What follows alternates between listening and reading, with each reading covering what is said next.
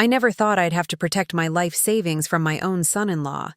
But the moment he started helping with my finances, I realized I was in for the battle of my retirement years. I'm 67 and served in the Army for 22 years before settling into a quiet life in Summerfield, Arizona. My ranch-style home with its sprawling front porch wasn't much, but it was paid off and it was mine, until Parker showed up and almost convinced me otherwise. It all started 8 months after my Katherine passed away. Cancer took her quick. Too quick for me to even process what life would be like without her voice echoing through our house. 52 years of marriage gone in 6 painful months. The silence afterward was the loudest thing I'd ever heard. My daughter Melissa started visiting more after that, bringing casseroles on Tuesdays and helping sort through Katherine's clothes. She'd always been a good girl, hardworking, honest, never gave us a minute's trouble growing up. So when she started bringing Parker along, I didn't mind. He seemed polite enough, always called me sir, and pulled out chairs for Melissa when we ate dinner together. But looking back, I should have noticed how his eyes lingered just a little too long on the mahogany credenza where I kept my financial documents. "Dad, you're always misplacing your bills," Melissa said one evening while Parker nodded beside her. "Why don't you let Parker help you get organized? He works in finance, you know." I glanced at Parker, who smiled that smooth smile of his. He was wearing an expensive-looking watch and a button-down that probably cost more than my monthly pension. "It would be my pleasure, sir. I manage portfolios worth millions every day. Your retirement fund would be child's play." Something about the way he said it, like my life savings were just a game, made me hesitate. But Melissa was looking at me with her mother's eyes, concerned and loving, and I found myself nodding. Sure, why not? Just to get organized, right? Parker came over the following Saturday with a sleek laptop and a stack of forms. "These are just standard authorizations," he explained, sliding a pen toward me, "so I can communicate with your bank on your behalf." I picked up the first form and squinted at the small print. My bifocals were somewhere upstairs, and Parker seemed to be in a hurry. "What's this about power of attorney?" I asked, pointing to a paragraph near the bottom. "Just legal jargon," Parker waved dismissively. "It's so I can make quick decisions if needed. You know, if an investment opportunity comes up that's time-sensitive." Frowned, something in my gut telling me to slow down. Katherine always said I had good instincts. It's what kept me alive during my tours in Vietnam. "I think I'd like my lawyer to look these over first," I said carefully. Parker's smile flickered for just a moment. "Of course, sir. But these are really just simple forms. I use them with all my clients. Your funds could be working much harder for you right now." "All the same," I replied, pushing the papers back toward him. "I'd feel better if Sarah looked them over." Later that evening, Melissa called, her voice tight with disappointment. "Dad, Parker was just trying to help. He said you were being difficult." "I just want to be thorough, Melissa. It's a lot of responsibility to hand over." "He manages multi-million-dollar accounts, Dad. Your retirement fund isn't exactly challenging for him." There it was again, that subtle diminishing of what I'd spent a lifetime building. To Parker, it might have been pennies, but to me, it represented decades of service, sacrifice, and careful planning with Katherine. The next week, Parker returned with simplified forms. "Just access to view your accounts," he explained, "so I can see what you're working with and offer advice." This seemed reasonable enough, so I signed. That was my first mistake. Within days, I started receiving notifications about account changes. A new address was added for correspondence. Transfer limits were increased. When I called my bank, they confirmed that Parker had called multiple times, claiming to be my financial advisor. "He was asking about your certificates of deposit, sir," the bank representative told me. "About whether they could be cashed out early." My CDs were where Katherine and I had stashed our emergency fund, nearly $120,000 that we'd accumulated over a lifetime of careful saving. the thought of someone eyeing that money made my blood run cold. That night, I sat in Katherine's old rocking chair on the porch, a glass of bourbon in my hand, watching the sunset paint the Arizona sky. I could almost hear her voice. "Robert, when something doesn't feel right, it usually isn't." The next day, I drove to my bank, determined to revoke Parker's access. The branch was small, just a single-story building with a drive-through window and a modest lobby. I'd been banking there for over 30 years. The tellers knew me by name, asked about my garden, remembered Katherine's birthday. As I approached the manager's office, I noticed a new nameplate on the door. Marcus Washington, branch manager. The name hit me like a thunderbolt. It couldn't be. But when the door opened, there he was. Older, grayer, but unmistakably the same Marcus who'd saved my life in Da Nang in '73.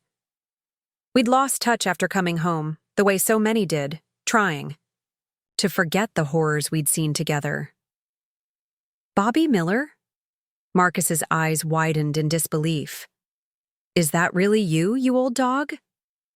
I felt a smile break across my face for what seemed like the first time in months. "Marcus Washington. Never thought I'd see your ugly mug again." He laughed and pulled me into a bear hug, the kind only men who've faced death together can share. "What brings you in today?" he asked, gesturing toward the chair across from his desk. I sat down heavily, suddenly feeling all of my 67 years. "I've got a problem, Marcus, and I'm not sure who to trust." Marcus's expression grew serious. He'd always been like that, able to shift from laughter to absolute focus in a heartbeat. It's what made him an excellent soldier. "Tell me everything," he said, leaning forward.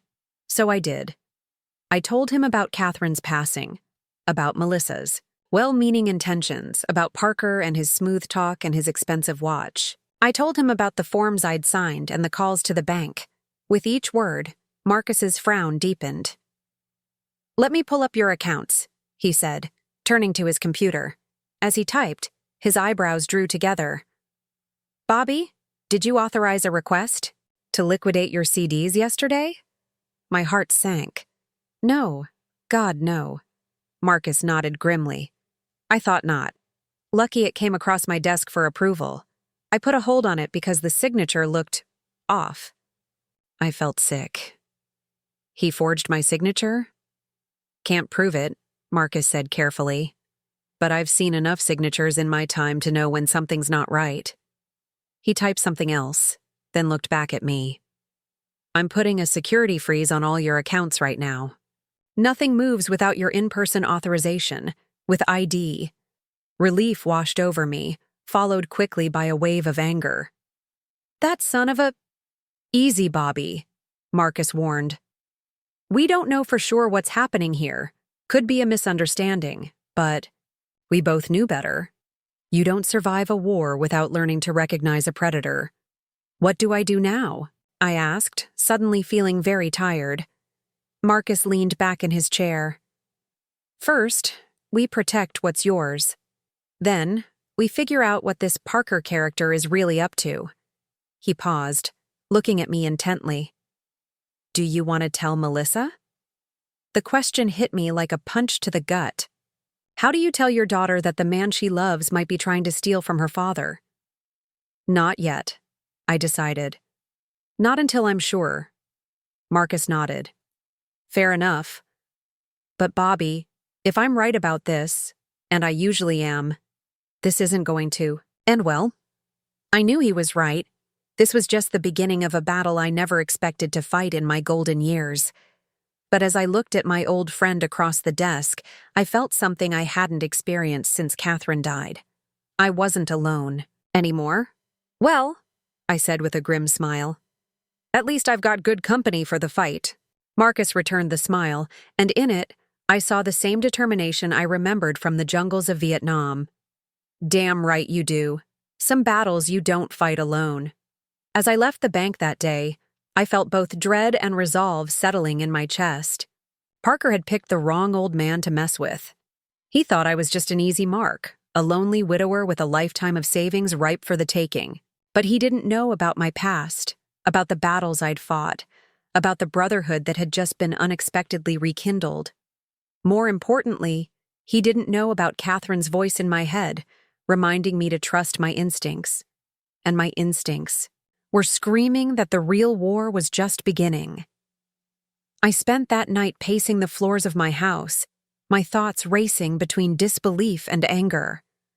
The hardwood creaked under my slippers, the same floors Katherine and I had installed together, back in '89, sanding and staining them side by side over a sweltering July weekend. Each creak reminded me of what was at stake, not just money, but the physical embodiment of our life together. The next morning, my phone rang at precisely 7:05 a.m., Parker's number. I let it go to voicemail, my coffee turning bitter in my mouth. A text followed almost immediately. "Robert, need to discuss your portfolio urgently. Market opportunities won't wait. Market opportunities." Right. I deleted the message and called Marcus instead. "Already at the office," he answered, and I could hear the rustling of papers in the background. Marcus was always an early riser, used to joke in Vietnam that he liked to be up before the enemy. "What's our next move?" I asked, straight to the point. "I've been reviewing your accounts," Marcus said, his voice taking on that crisp, professional tone that reminded me of mission briefings decades ago. "Bobby, there's something else you should know. Someone's been making regular inquiries about your home equity." My grip tightened on the phone. "My house? It's paid off." "Exactly. Which makes it a prime target for a home equity loan or reverse mortgage. A lot of cash just sitting there, from a certain perspective." The implication hung in the air like smoke after mortar fire. My house, the one Katherine and I had saved for years to buy, where we'd raised Melissa, where Katherine had taken her last breath in our bedroom overlooking the garden, was being sized up as a potential cash cow. "That son of a—" "I know. Bobby, I know." Marcus's voice was steady, calming. "But we need to be smart about this. You got any documentation of the meetings with Parker? Any emails or texts discussing your finances?" I thought back. "He texted this morning wanting to discuss my portfolio, and I've got those forms he had me sign." "Good. Bring everything to the bank today. And Bobby, don't tell anyone you're coming. Not Melissa, and certainly not Parker." 2 hours later, I sat in Marcus's office with a manila folder containing every piece of communication I had with Parker. Marcus had brought in Lydia Chen, the bank's fraud specialist, a petite woman with sharp eyes who didn't waste words. "This is classic elder financial exploitation," she said, examining the forms Parker had given me. "These aren't standard financial advisory documents. This one here," she tapped a page with her pen, "would have given him authority to make withdrawals on your behalf. And this signature line here? The fine print says you're confirming you've received and understood services worth $5,000. "I never paid him a penny," I protested. "No, but with this, he could have claimed you owed him," Marcus explained. "It's a setup." Lydia nodded in agreement. "Mr. Miller, based on what I'm seeing, I strongly recommend we file a fraud alert with the credit bureaus immediately. We should also notify Adult Protective Services." The words Adult Protective Services hit me like a physical blow. I'd spent my life being the protector, first in the military, then as a husband and father. Now I was being referred to an agency designed to protect vulnerable seniors. Marcus must have seen the look on my face. "It's just a precaution, Bobby, and it helps establish a paper trail if things get ugly." "When things get ugly," I corrected him, knowing Parker wouldn't go down without a fight. "What about Melissa? She's completely under his spell." Marcus leaned back in his chair, that familiar crease appearing between his eyebrows, the same one I'd seen when he was calculating risks during patrols. "That's the hardest part," he admitted. "Family complications always are. But Bobby, if Parker's doing what we think he's doing, Melissa needs to know. for her own protection as much as yours. I nodded slowly, the weight of what lay ahead settling heavily on my shoulders. I'll tell her, but I need proof first, something she can't ignore. After leaving the bank, I drove to Veterans Park and sat on a bench overlooking the desert landscape. This had been Katherine's favorite spot to watch the sunset. I could almost feel her sitting beside me, her hand in mine. "What would you do, Kath?" I whispered to the empty space beside me. The wind rustled through the mesquite trees, carrying no answer. My phone buzzed again. Another text from Parker. "Robert, it's urgent we speak. There's a time-sensitive opportunity I've identified for your portfolio. Could increase your monthly income by 15%. This time I replied, "Busy today. Come by the house tomorrow at 2 p.m. The response was immediate. "Perfect. I'll bring the paperwork." "I'm sure you will," I thought grimly. That evening I received a call from Melissa. "Dad, you okay? Parker mentioned he's been trying to reach you about some investment thing." I gripped the phone tighter. "I'm fine, honey. Just been busy with projects around the house." The lie tasted sour on my tongue. Katherine and I had never lied to Melissa. "Well, don't be stubborn about this finance stuff, okay? Parker really knows what he's doing. He handles money for some really important clients." "So I've heard," I replied, trying to keep the edge out of my voice. "He's coming by tomorrow, actually." "Oh, good." The relief in her voice was palpable. "He's just trying to help, Dad. Ever since Mom... Well, we worry about you alone in that big house." The segue from my finances to my living situation wasn't lost on me. Had Parker been planting ideas about selling my home too? "The house is fine, Melissa. I'm fine." After we hung up, I called Marcus and told him about Parker's upcoming visit. "Perfect timing," Marcus said. "I was going to call you. I've been doing some digging into Parker's background. And he's not who he says he is. He doesn't work for Meridian Financial like he claims. He was employed there briefly 2 years ago but was let go. And there have been complaints filed against him in 2 other states. Arizona isn't his first rodeo." My blood ran cold. "Complaints about what?" "Financial exploitation, mostly targeting recently widowed seniors. Nothing that stuck legally. He's careful, but there's a pattern." I thought of Melissa, of how she looked at Parker with such trust. "I need to tell her." "You will," Marcus assured me. "But first, let's set a trap." The next day, I prepared for Parker's visit with military precision. Following Marcus's advice, I set up my old tape recorder on the bookshelf, hidden behind a framed photo of Katherine. Arizona was a one-party consent state for recordings, Marcus had confirmed. Only one person in the conversation needed to know it was being recorded. At precisely 2 p.m., Parker's sleek black Audi pulled into my driveway. He emerged wearing a steel gray suit and carrying a leather portfolio case that probably cost more than my first car. "Robert," he greeted me warmly, extending his hand. "Good to see you. Melissa sends her love." I shook his hand, noticing the firmness of his grip, calculated like everything else about him. "Come on in," I said, leading him to the dining room table where I'd laid out coffee and Katherine's homemade cookie recipe. Let him think I was playing the role of the harmless, hospitable old man. Parker set his case on the table and immediately pulled out several glossy documents. "I've been reviewing your financial situation, and frankly, Robert, I'm concerned." "Oh?" I sipped my coffee, watching him over the rim. "Your money is just sitting there, barely keeping pace with inflation. At your stage of life, you should be maximizing returns while you can." At my stage of life. As if I had one foot in the grave. "What do you suggest?" I asked, keeping my voice neutral, interested. Parker's eyes lit up. He pushed several papers toward me. "I've identified some high-yield investment opportunities.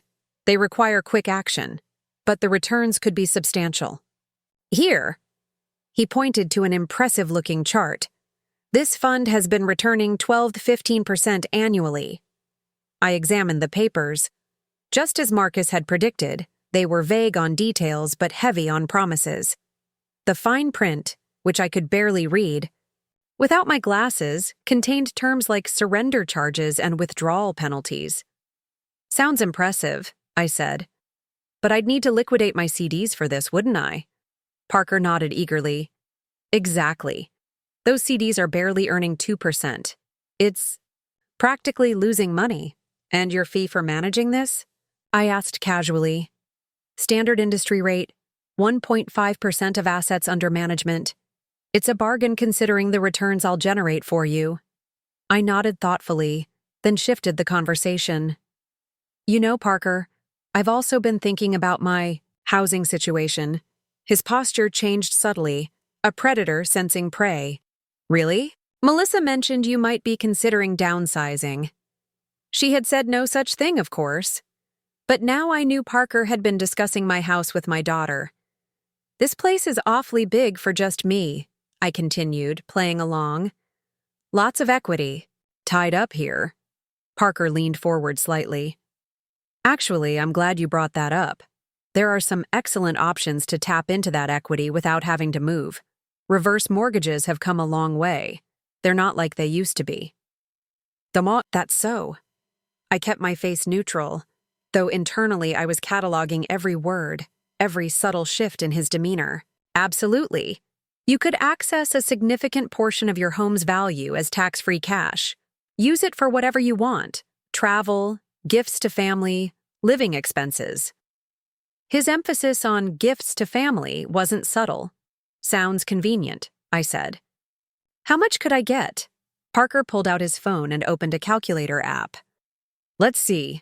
With current rates and your home's estimated value of around $450,000, he typed quickly, you could potentially access about $250,000 to $300,000, depending on the specific program. And what happens to my house eventually?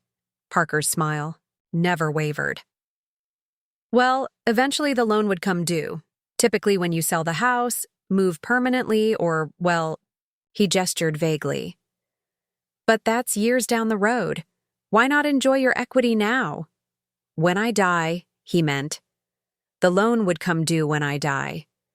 Who would handle this transaction? I asked, pushing the coffee pot toward him as if I were warming to the idea. I have connections with several excellent mortgage brokers. They'd handle all the paperwork. You'd barely need to do anything. And there it was, the commission angle. Parker wouldn't just get access to my investments. He'd get a nice referral fee from the mortgage broker, too. One more question, I said, leaning forward. How long have you been pulling this scam on seniors? Parker's smile froze. Excuse me? You heard me. I sat back, crossing my arms. Did you think I wouldn't check? You don't work at Meridian Financial. You were fired 2 years ago. The transformation was immediate. Parker's friendly demeanor vanished, replaced by cold calculation. I consultee? Independently now. Melissa knows that. Does she know about the complaints filed against you in Colorado and Nevada? For targeting widowers and widows? His eyes narrowed. Those were misunderstandings. Disgruntled clients who didn't understand the market risks. And my CDs? Was that a misunderstanding too? When you tried to liquidate them without my permission? A poor flash of panic crossed his face before he regained control. I never... Save it, I interrupted. The bank has the documentation. Your signature forging needs work, by the way. Parker snapped his portfolio closed. You're making a serious accusation, Robert. One that could damage my reputation and my relationship with your daughter. Oh, I'm just getting started, I said, rising to my feet. Despite my age, I still stood 2 inches taller than him. You have exactly one chance to make this right. Cut all ties to my accounts, return any documents you have related to my finances, and tell Melissa the truth. Parker stood too, his jaw tight. Or what, old man? Or I go to the police with everything I have. And trust me, it's more than enough. For a moment, I thought he might argue further. Instead, he gathered his papers with shaking hands. "You're making a mistake. Melissa won't believe you. Who do you think she'll choose? Her father who's losing his grip, or her fiancé?" The word fiancé hit me like a physical blow. Melissa hadn't mentioned an engagement. "That's right," Parker said, noticing my reaction. "I proposed last week. We're family now, Robert. Or we will be. Think about that before you start throwing around accusations." He strode toward the door, then turned back with a cold smile. "By the way, liquidating those CDs was Melissa's idea. She's worried about you. Thinks you're not managing well on your own. Maybe discuss that with her before you come after me." The door slammed behind him, leaving me standing in the middle of my living room, the weight of his parting shot settling like lead in my stomach. Was he telling the truth? Had Melissa actually suggested liquidating my savings? I walked to the bookshelf and retrieved the tape recorder, hands slightly shaking. Whether Parker was lying about Melissa or not, one thing was clear. The battle lines had been drawn, and my own daughter was caught in the middle. I looked at the photo of Katherine, next to where the recorder had been hidden. Her smile, captured years ago on our 30th anniversary, seemed to offer strength. "I'll fix this, Kath," I promised the empty room. Somehow. My phone buzzed with a text from Marcus. "How did it go?" I typed back.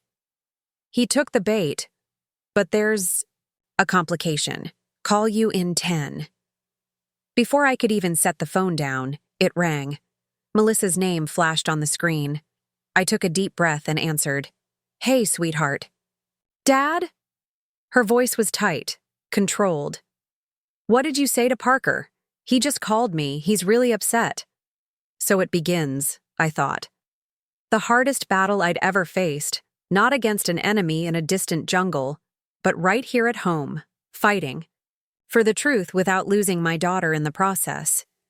"Melissa, we need to talk. There are some things about Parker you don't know. He said you accused him of stealing or something crazy like that." "Dad, how could you? He's just trying to help." I closed my eyes, steadying myself. "Honey, I have proof. Actual proof.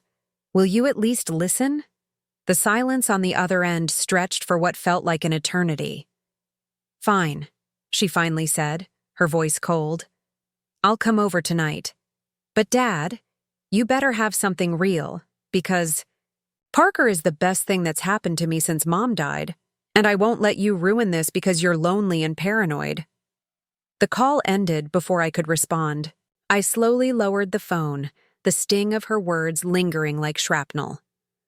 I walked to the window and looked out at the Arizona sunset, painting the mountains in shades of purple and gold. Katherine had loved this view. "Give me strength," I whispered to her memory. "Tonight's going to be rough." I had a few hours to prepare for Melissa's arrival, to gather the evidence Marcus and I had collected, to find the words that might penetrate the wall of trust she'd built around Parker. But even as I organized bank statements and recorded phone calls, I couldn't shake the nagging fear that Parker was right. What if Melissa didn't believe me? What if, when forced to choose, she picked him? The thought of losing my daughter, after already losing my wife, was almost unbearable. But the alternative, watching silently as a predator took advantage of her trust and drained away the legacy Katherine and I had built, was worse. I picked up my phone again and called Marcus. "I need backup," I said when he answered. "Melissa's coming over tonight. Parker's already gotten to her, and he dropped a bomb. They're engaged." Marcus let out a low whistle. Complicated indeed. What time should I be there? 7. And Marcus. Bring everything we have. As I hung up, I realized I was preparing for a confrontation as methodically as we used to plan operations in Vietnam, identifying resources, securing allies, anticipating enemy maneuvers. Except this time, the stakes felt infinitely higher. It wasn't my life on the line, but something even more precious: my family. With grim determination, I settled at the dining room table and began writing out exactly what I needed to say to my daughter, knowing that the next few hours would determine whether I could save her from the man who had nearly succeeded in taking everything from me. The hours before Melissa's arrival crawled by with excruciating slowness. I found myself wandering from room to room, touching Katherine's things, the ceramic bird collection she'd started in the 80s, the quilt her grandmother had made that still draped across our bed. In each object, I sought some kind of guidance. At 6:45, Marcus's Ford pickup pulled into my driveway. He wasn't alone. "Hope you don't mind," he said as he introduced me to Diana Ortiz, a compact woman with silver-streaked hair and an ID badge identifying her as an investigator with the Financial Crimes Unit of the Arizona Attorney General's office. Diana specializes in elder financial exploitation cases. "Mr. Miller," she nodded formally, shaking my hand with a grip that conveyed competence. "Marcus has filled me in on the basics. I'm here unofficially tonight, just to observe and advise." Led them both inside, grateful for the reinforcements but increasingly anxious about Melissa's reaction. Would she see this as an ambush? As further evidence of my paranoia, as Parker had likely described it? "She'll be angry," I warned them as we arranged documents on the dining room table. "Melissa's always been stubborn. Gets that from her mother." Marcus chuckled. "As I recall, Bobby, Katherine wasn't the stubborn one in your relationship."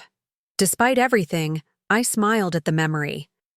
Katherine had always called me her immovable object. The sound of tires on gravel silenced us all. Through the window, I watched my daughter's blue Subaru pull up. She sat in the car for a long moment before finally getting out, her shoulders set in a determined line. "She's here," I said unnecessarily. "And she's alone. That's something." The knock on the door was sharp, authoritative.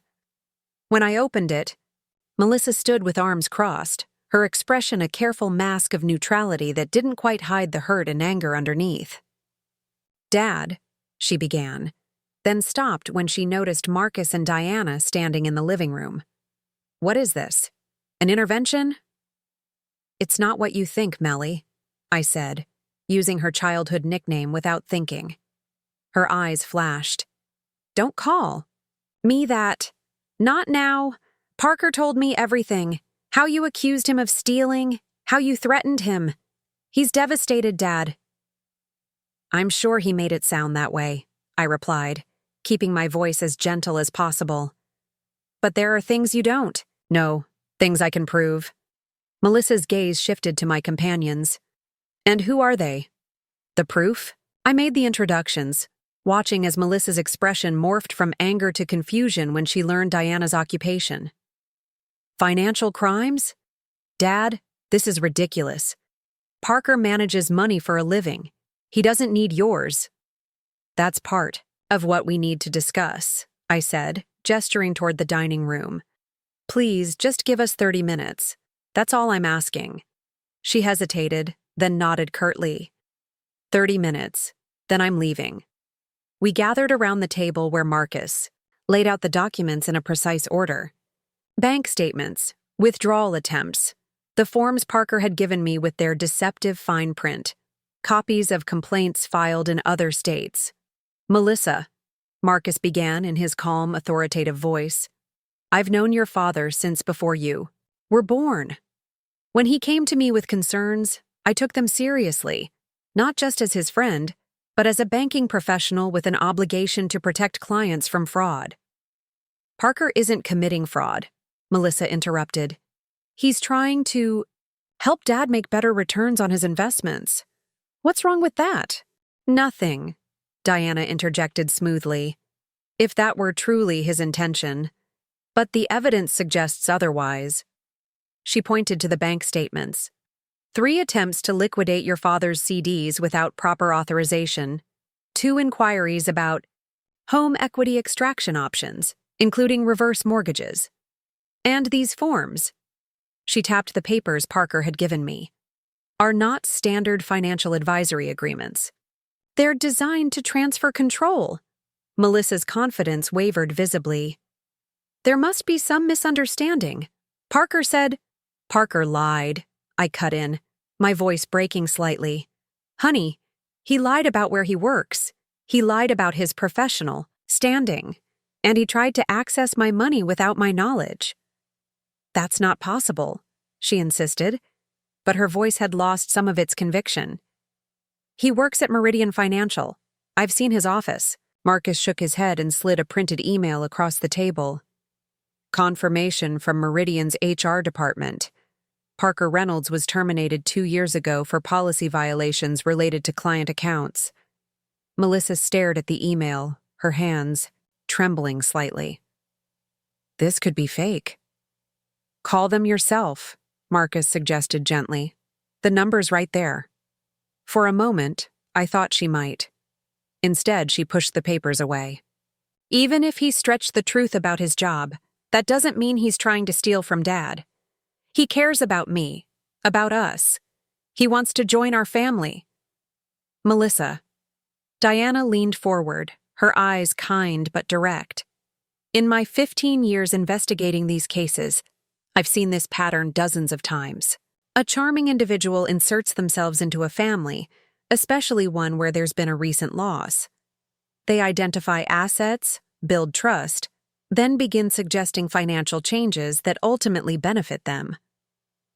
Parker's not like that, Melissa protested, but the certainty was draining from her voice. I reached for her hand, relieved when she didn't pull away.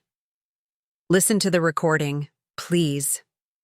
Marcus pressed play on my old tape recorder.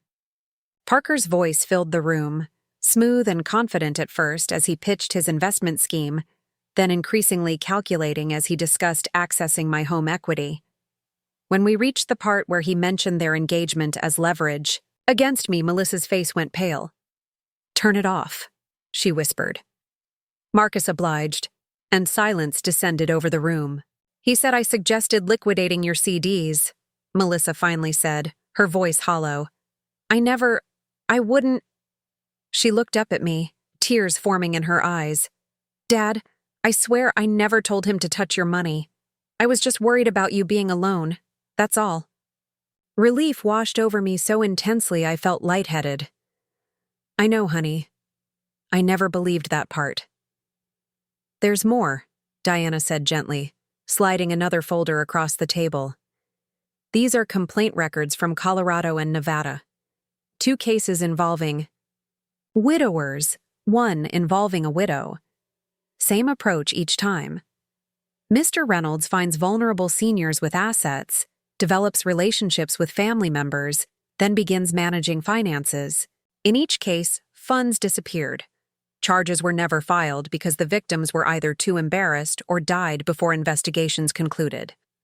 Melissa opened the folder with shaking hands. As she read, tears spilled down her cheeks. I brought him into our lives, she whispered. I practically handed you to him. No, I said firmly, moving to her side of the table and pulling her into an embrace. You were grieving too. We both were. He's a predator. He knows how to spot vulnerability. She clung to me then, sobbing against my shoulder like she used to as a child after a nightmare. He proposed last week. She hiccuped between sobs. I said yes. Oh God, Dad. I was going to marry him. My heart ached for her, for the double loss she was experiencing. First her mother, now the future she'd imagined with Parker. I'm so sorry. Melly, I whispered into her hair. After her tears subsided, Melissa straightened and wiped her eyes, a new determination settling over her features. What do we do now? She asked, looking between me, Marcus, and Diana. Diana spoke first. That depends on what you want to happen. We have enough evidence to pursue charges of attempted financial exploitation, but these cases can be complicated and drawn out. And there's another option, Marcus added. Sometimes with these types, The threat of prosecution combined with exposure to their professional circles is enough to make them disappear. They usually prefer to find easier targets rather than face court. Melissa's expression hardened in a way that reminded me so much of Katherine that it took my breath away. I want him to pay for what he tried to do, but I don't want our family's business dragged through court. She turned to me. Dad, what do you think? I considered carefully. The soldier in me wanted justice, wanted Parker to face consequences for preying on grieving families. But the father in me saw the toll this was already taking on Melissa. I think we should scare him off, I decided. Make it clear we have enough to bury him, but offer a way out if he disappears completely. Diana nodded. That can work. We'd need to document everything, have him sign legal statements acknowledging wrongdoing while waiving his right to pursue any relationship or contact. Will that be enough? Melissa asked, her voice small.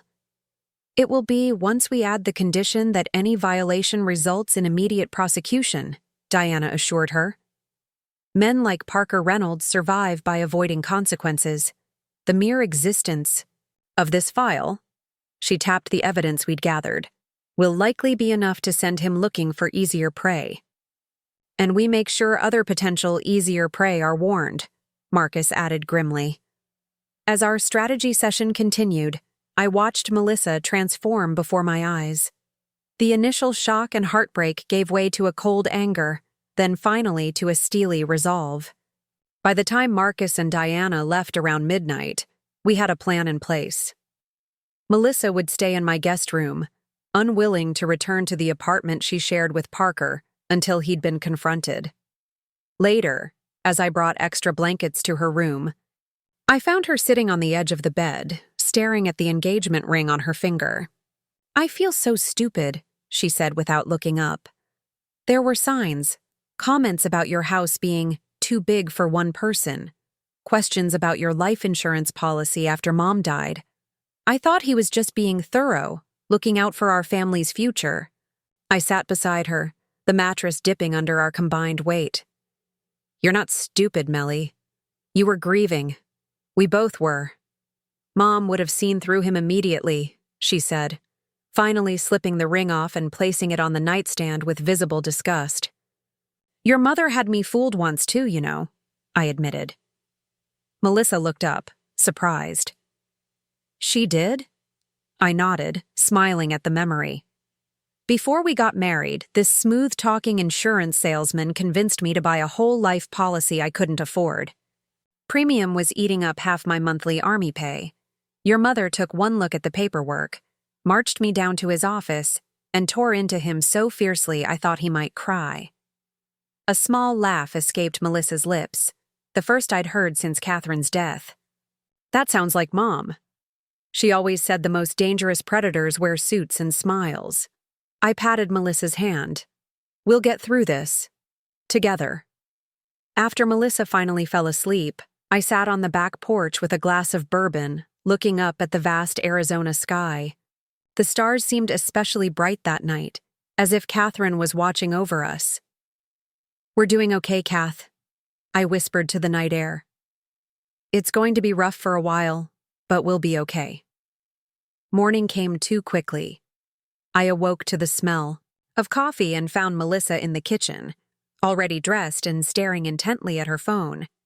He's texted me 8 times since midnight, she said without preamble. Wants to know where I am, why I'm not answering. I poured myself coffee and sat across from her. What are you going to tell him? She looked up, her expression resolute. Nothing yet. Diana said to wait until everything's in place for the meeting. She hesitated. Dad, you don't have to be there if you don't want to. I can handle it with Diana and Marcus. I shook my head firmly. Not a chance. We face this together. The day passed in a blur of preparations. Diana arrived mid-morning with legal documents for both Parker and us to sign. We cleared the dining room table, setting up chairs like a formal negotiation, which, in essence, it was. By 4 o'clock, everything was ready. Melissa finally texted Parker. We need to talk. Come to my dad's house at 5. "Don't be late." His response was immediate. "What's going on? Are you okay?" "Just be here," she replied, then turned off her phone.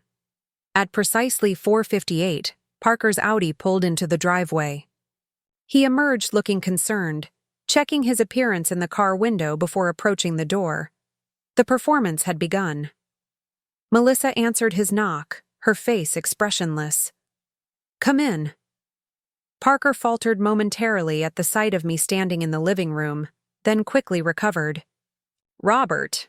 He nodded cautiously, then turned his attention back to Melissa. "Honey, what's going on? I've been worried sick." "Sit down, Parker," Melissa said coldly, gesturing to the dining room where Marcus and Diana waited. Parker's step hesitated when he spotted them. "Who are they? What is this?" "Accountability," I answered simply. "Something you're probably not familiar with."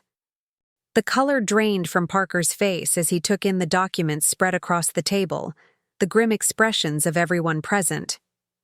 "If this is about our discussion yesterday, Robert, I think there's been a misunderstanding." "Save it," Melissa cut him off. "We know everything. About your job, or lack thereof. About the other victims in Colorado and Nevada. About all of it." Parker's eyes darted between us, calculating his options. "Melissa, whatever your father's told you." "Was confirmed independently," Diana interrupted, rising from her seat and offering her business card. "Diana Ortiz, Financial Crimes Unit, Arizona Attorney General's Office." Parker took the card automatically, his smooth facade cracking. "I haven't committed any crime." "Attempted financial exploitation of an elder is a Class 5 felony in Arizona," Diana stated flatly. "We have documented evidence of 3 unauthorized attempts to access Mr. Miller's accounts using forged signatures. That's just for starters." "This is absurd." Parker's voice rose slightly. "Robert signed those forms himself." "Not the withdrawal authorization for the CDs," Marcus interjected. "That signature was forged. Quite poorly, I might add." Parker's jaw tightened. For the first time, I caught a glimpse of the real man beneath the charming exterior. Cold, calculating, cornered.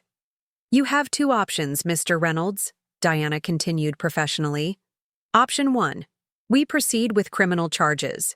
Your name and face will appear in court records, local papers, and professional registries of financial crimes. Your other victims will be contacted to provide additional testimony." "Or Option 2, Marcus added, sliding a document across the table. "You sign this legal acknowledgement admitting to your actions while we agree not to pursue charges, provided you meet certain conditions." Parker didn't touch the paper. "What conditions?" "You disappear," Melissa stated, her voice steady despite the tears shimmering in her eyes. "You leave Arizona. You never contact me, my father, or anyone in our family again. You stay away from vulnerable seniors, and you find a legitimate way to make a living." "And if I refuse?" Parker challenged, a hint of his usual confidence returning. Diana opened a folder containing photographs. "Then I personally call every bank in a 100-mile radius with your picture and case file. I contact the CFP board to ensure you never hold financial certification again. I speak with your previous victims and encourage them to file new complaints with my office." She leaned forward. "And I make it my personal mission to ensure that every Google search of your name for the next decade brings up your exploitation of grieving families." The silence that followed was absolute. Parker's gaze moved from Diana to Marcus, then to Melissa, and finally to me. I met his eyes without flinching, letting him see that we were prepared to follow through. Finally, he reached for the document. "I want to read it first." "By all means," Diana replied, satisfaction evident in her tone. As Parker reviewed the pages, I watched Melissa. She stood tall, chin raised, a perfect blend of Katherine's strength and her own compassion. Pride swelled in my chest despite the circumstances.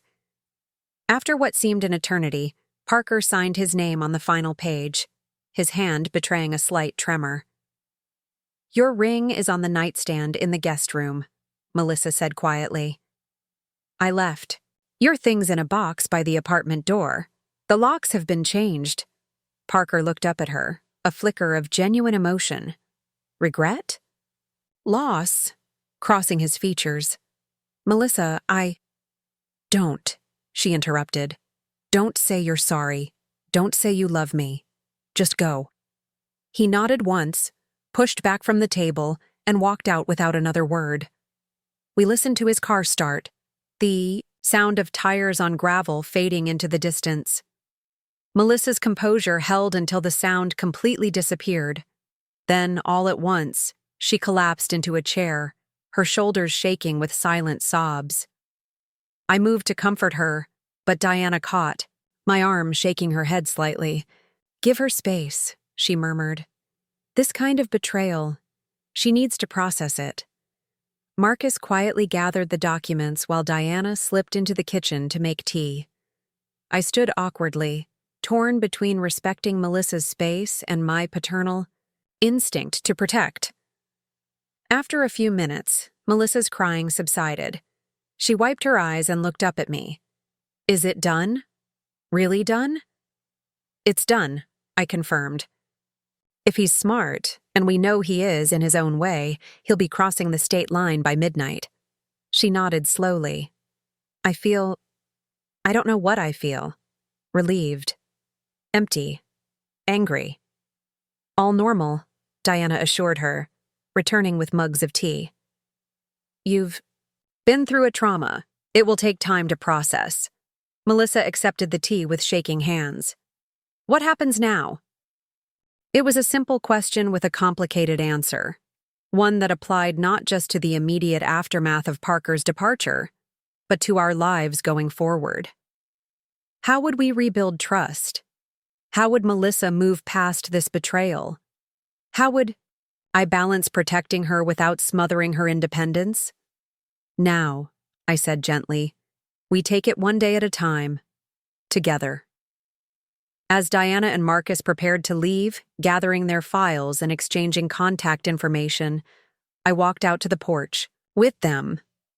Thank you both, I said, the words wholly inadequate for what they'd done. Marcus clasped my shoulder. No thanks needed, Bobby. This is what we do. Watch each other's backs. Diana handed me her card. Call if there's any contact from him, even something seemingly innocent. These types sometimes test boundaries. I nodded, tucking the card into my shirt pocket. Do you think he'll stay away? Men like Parker are ultimately cowards, she replied. They prey on those they perceive as vulnerable. Once confronted with real consequences, they typically fold.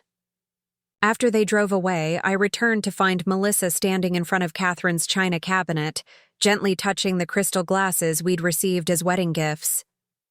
Mom would have handled this better than me, she said softly. She never would have fallen for someone like him in the first place.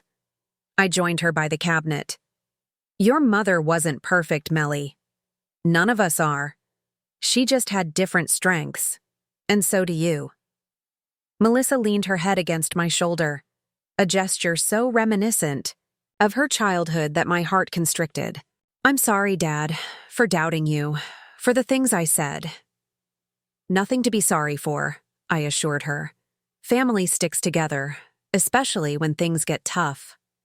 As we stood there, surrounded by Katherine's things, I felt her presence more strongly than I had since her passing, not as a ghost or a whisper, but as the foundation that held our little family together even now. She'd be proud of you, I told Melissa. Standing up to him, protecting our family. She'd be proud of you too, Melissa replied, for fighting back when it would have been easier to give in.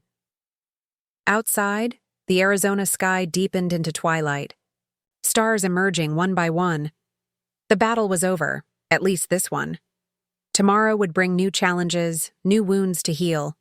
But tonight, in the house Katherine and I had built, the foundation remained solid. What do we do now? Melissa asked after a while. I thought for a moment, then smiled. How about I teach you Catherine's secret recipe for beef stew? The one she swore she'd take to her grave but actually wrote down in her recipe box. Melissa's eyes widened. She wrote it down? She always told me it was strictly memorized. Your mother was full of surprises, I laughed. Come on, I think we both could use some comfort food tonight. As we moved to the kitchen together, I felt a weight lift from my shoulders. Parker was gone. My daughter was safe. My finances were secure.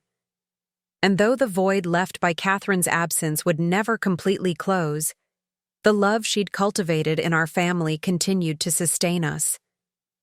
Sometimes, the greatest battles aren't fought with weapons but with truth, courage, and the strength to protect what matters most. And sometimes, the most important victories come not from defeating an enemy, but from rediscovering what makes a family strong. 2 weeks after Parker's departure, life had settled into an uneasy new rhythm. Melissa had taken a leave of absence from her job at the architectural firm, claiming personal reasons. She spent most days at my house, sleeping in her childhood bedroom and avoiding calls from well-meaning friends who didn't yet know about her broken engagement. You can't hide forever, I told her gently one morning as she declined another call, this time from her office manager.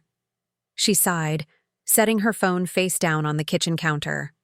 I know, I just don't know what to say. Sorry I can't come. To work, I'm too busy being humiliated by my con artist ex-fiancé who tried to steal my father's money. I flipped another pancake onto her plate. Catherine's recipe with blueberries folded into the batter. You don't owe anyone the full story. It didn't work out is explanation enough. Melissa poked at her breakfast without enthusiasm. Everyone loved him, Dad.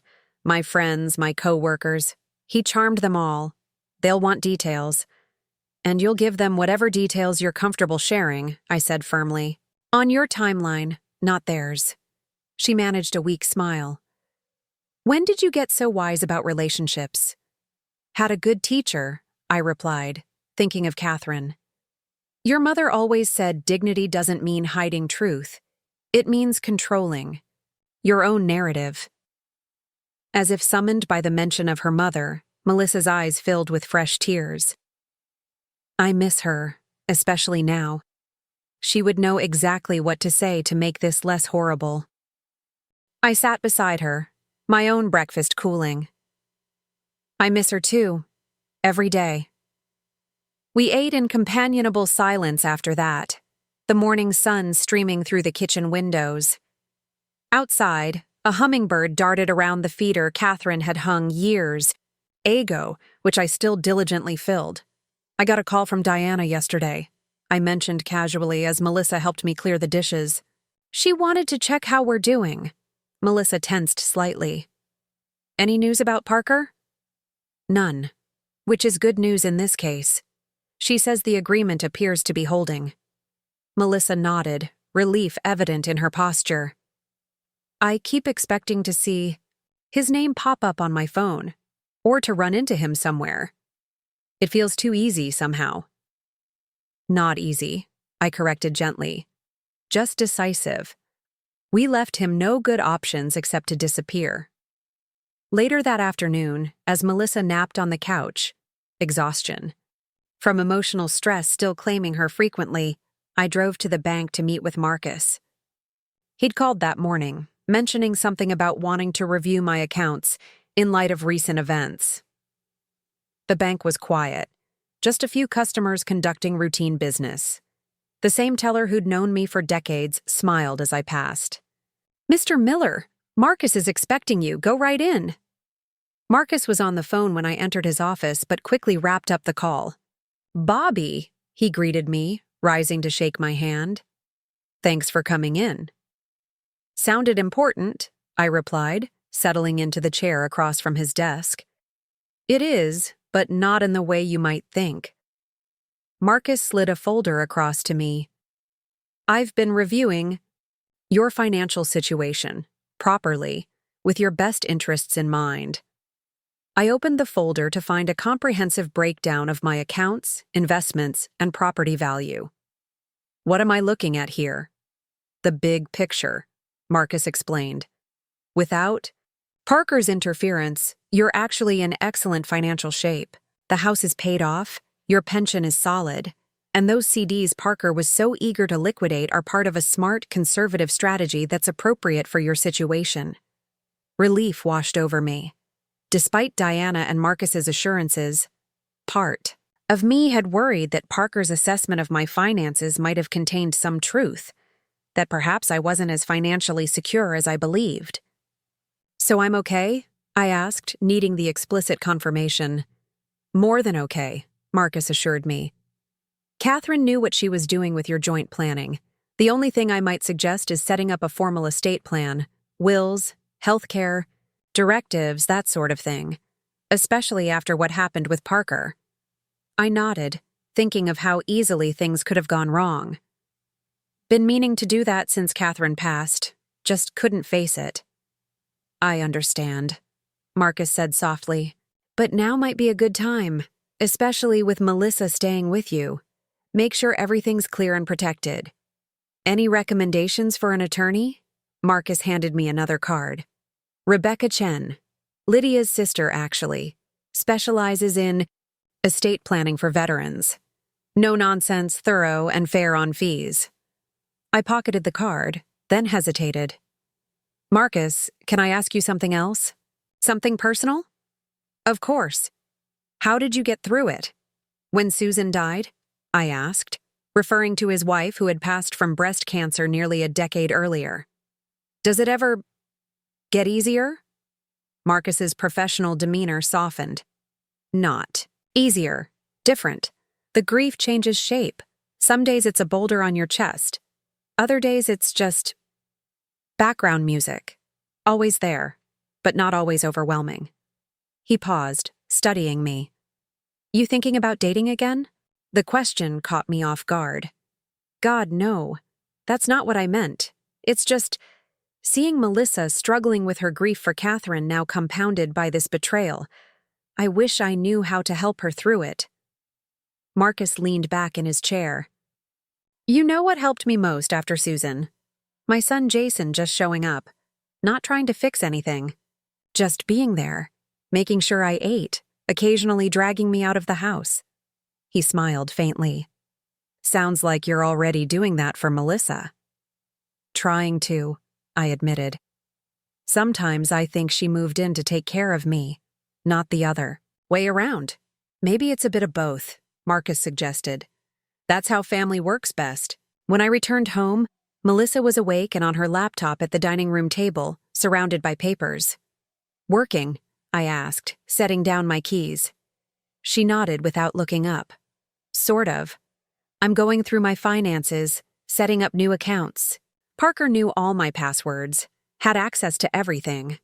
She glanced up, her expression grim. Diana suggested a complete financial reset. I pulled out a chair and sat beside her. "Good idea. I just met with Marcus to review my situation, too." "And?" "And apparently your mother and I knew what we were doing after all," I said with a small smile.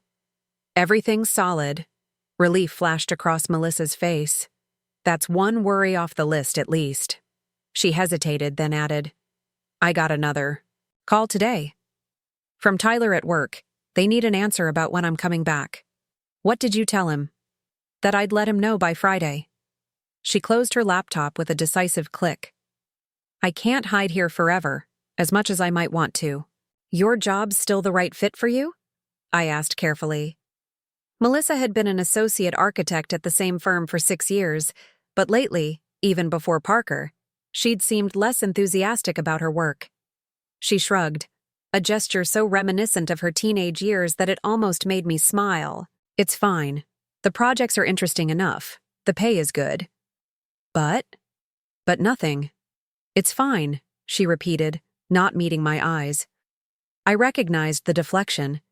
It was exactly how Katherine used to shut down conversations she wasn't ready to have. Deciding not to push, I changed the subject. Marcus suggested I meet with an estate planning attorney. Get everything properly documented after everything. Melissa nodded. "That's smart. Will you do it?"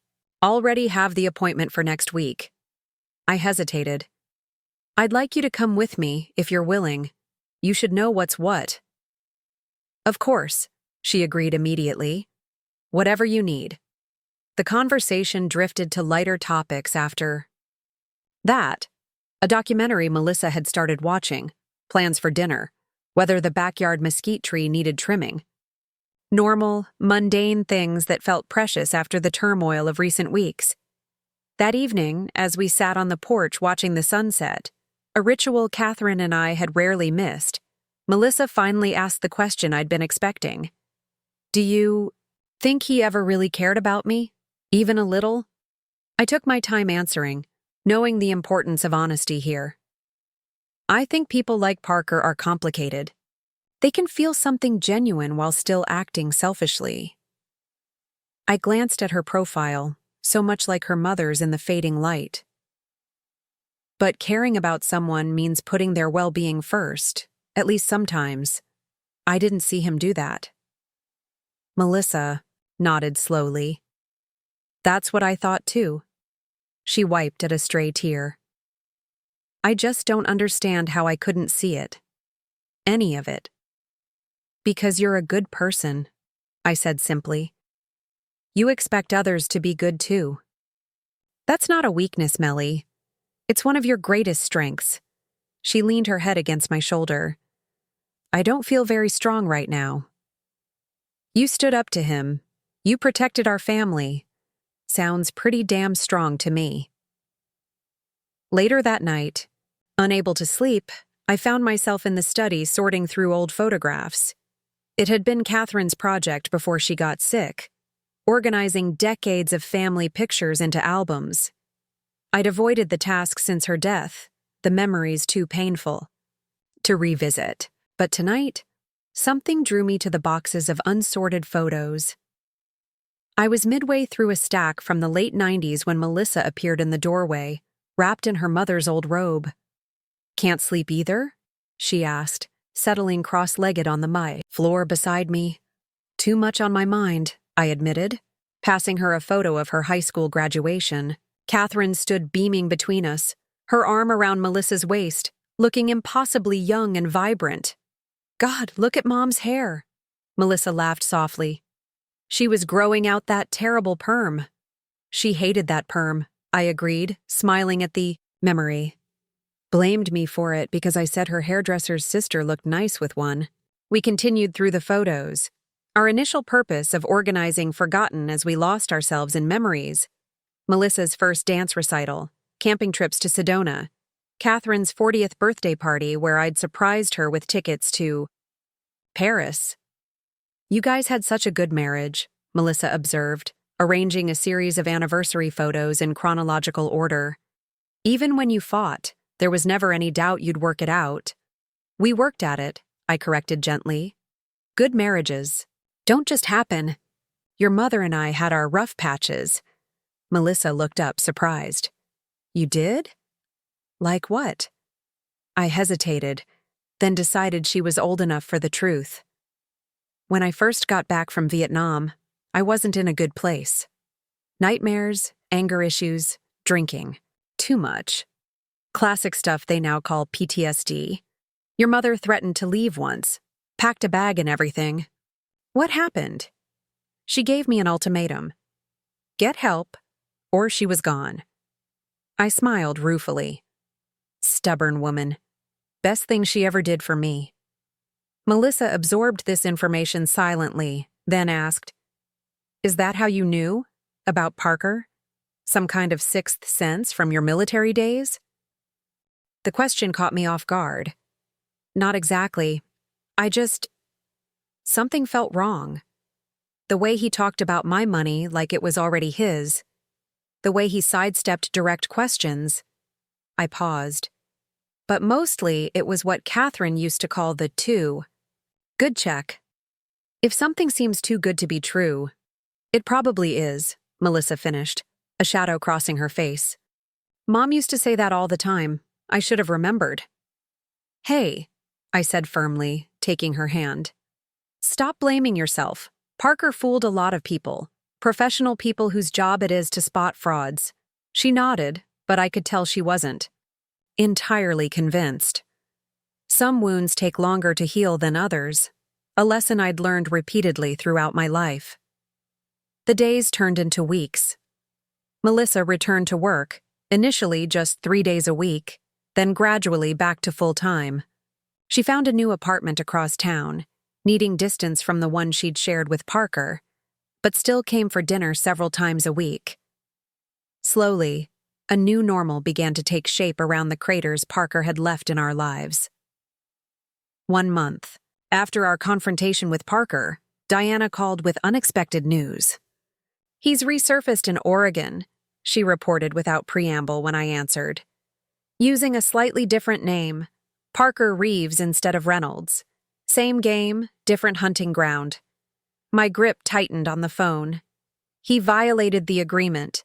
Then, "Not technically," Diana clarified. "The agreement specified Arizona and family contact, but I've reached out to colleagues in Oregon to put him on their radar." After I hung up, I debated whether to tell Melissa. Would knowing that Parker had simply moved on to new targets help or hurt her healing process?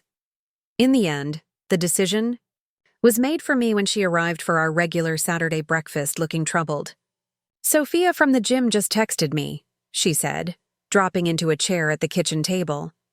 "She has a cousin in Portland who just started dating someone named Parker Reeves. She sent me his social media profile to see if it's the same guy." She pushed her phone across the table, showing a photo of Parker with his arm around a smiling, middle-aged woman. "It's him, Dad." I studied the image. Parker looking slightly different with shorter hair and designer glasses, but unmistakably the same predator. "Diana just called me about this. Apparently he's back to his old tricks." Melissa reclaimed her phone, staring at the image with an unreadable expression. "Should we warn her? This woman?" "Diana's already alerted authorities in Oregon," I assured her. "They'll be watching him." "That's not the same as warning her directly," Melissa pointed out, a new determination in her voice. "This woman, Sophia, says her name is Valerie. She's a widow, just like the others." I chose my next words carefully. "Melly, I understand wanting to help, but reaching out could complicate things legally. The agreement—" "Screw the agreement," Melissa interrupted, a flash of her mother's fire in her eyes. "He's hurting people. I can't just sit back and watch it happen." The argument continued through breakfast, neither of us willing to concede. Melissa believed we had a moral obligation to warn Valerie directly. I worried about potential legal repercussions if Parker claimed harassment or defamation. "I need to think," Melissa finally said, grabbing her jacket. "I'm going for a walk." She returned an hour later, her expression calmer but no less determined. "I called Diana," she announced.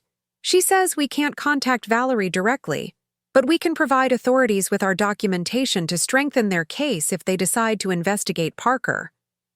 Relief washed over me. "That sounds like a reasonable compromise."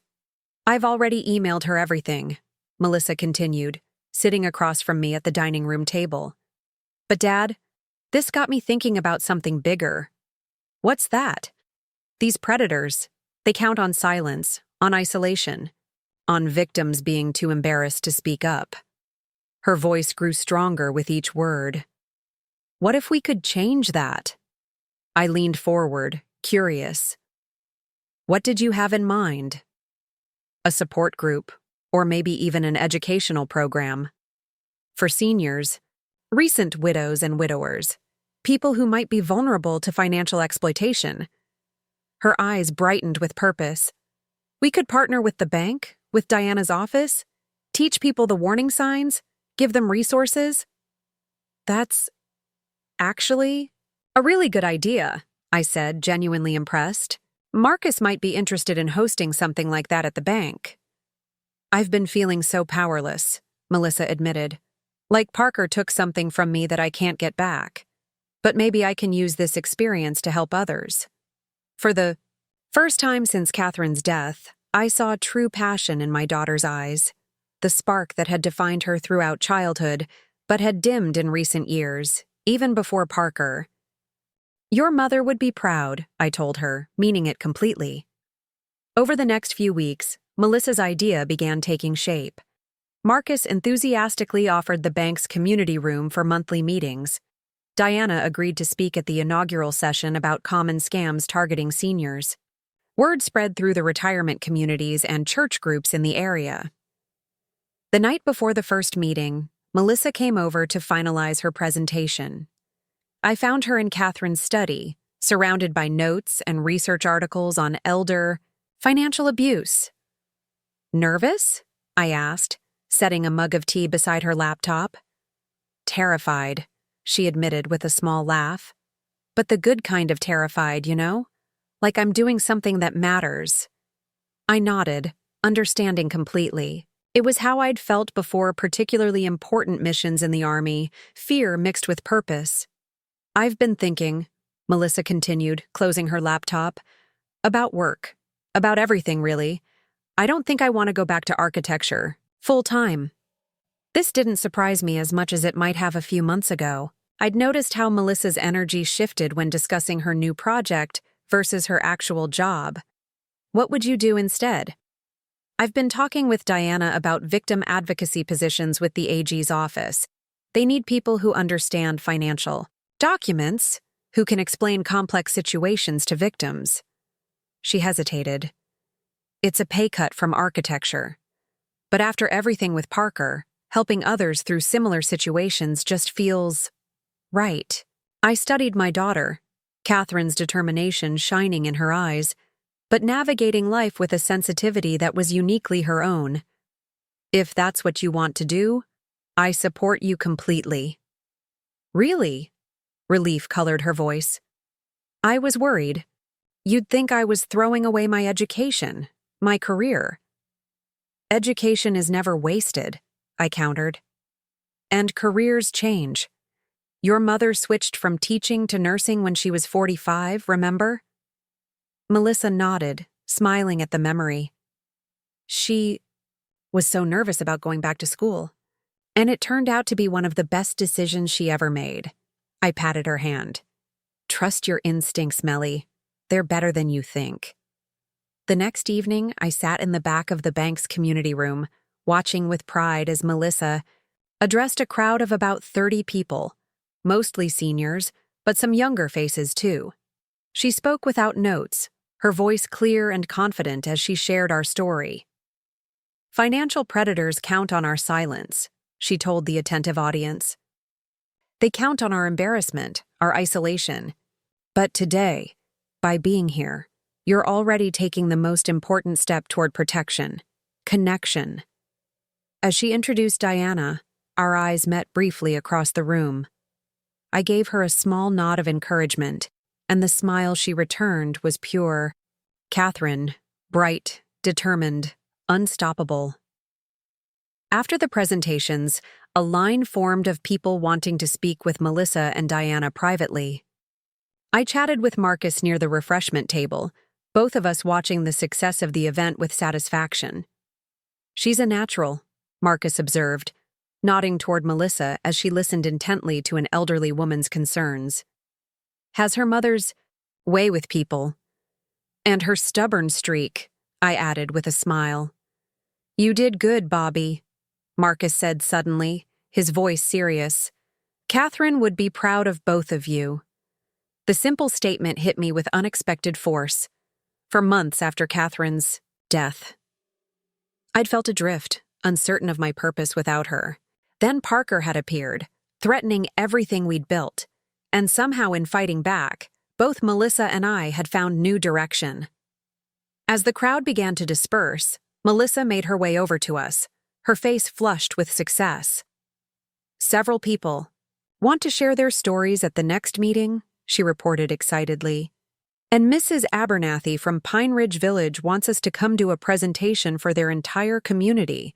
Her enthusiasm was contagious. For the first time in longer than I could remember, I felt a genuine sense of purpose. Not just in protecting what Katherine and I had built, but in building something new from the ashes of loss and betrayal. Later, That night, as Melissa and I sat on the porch with mugs of decaf coffee, a comfortable silence settled between us. The desert air had cooled with sunset, and the stars emerged one by one in the darkening sky. "I've been thinking about moving back to Summerfield," Melissa said suddenly. "Not into your house," she clarified quickly, "but maybe somewhere nearby. After everything with Parker, Phoenix feels, I don't know, too busy, too anonymous." "You'd leave your firm?" I asked, surprised by this additional change. She nodded. "I already spoke with Diana about transferring to the Tucson office for the advocacy work. It would actually be a better fit. They need someone to cover the rural communities in the area." The thought of having Melissa nearby again filled me with quiet joy. Not because I needed taking care of. I'd managed just fine on my own these past months. But because somewhere along this difficult journey, our relationship had transformed from parent-child to something closer to true friendship. "I'd like that," I said simply. "But only if it's what you really want." "It is," she assured me. "This place, this community, it matters to me." And after Parker, I realized something important. Safety isn't just about locks and alarm systems. It's about belonging somewhere people know your name, your story, where someone notices if things aren't right. I thought of Marcus noticing the irregularities in my account, of Diana's dedication to protecting vulnerable seniors, of our neighbors checking in after Katherine's death. Melissa was right. Community was its own kind of security, one that Parker, for all his charm and calculation, hadn't accounted for. "Well then," I said, raising my mug in a small toast, "welcome home." Melissa clinked her mug against mine, and we sat in comfortable silence, watching the desert night unfold around us. Tomorrow would bring new challenges, another support group, meeting to plan, Melissa's career transition to navigate, my ongoing adjustment to life without Katherine. But tonight, under the vast Arizona sky, I felt something I hadn't experienced since before Katherine's diagnosis. Peace. Not the fragile peace of denial or avoidance, but the solid peace that comes from facing darkness and emerging stronger on the other side.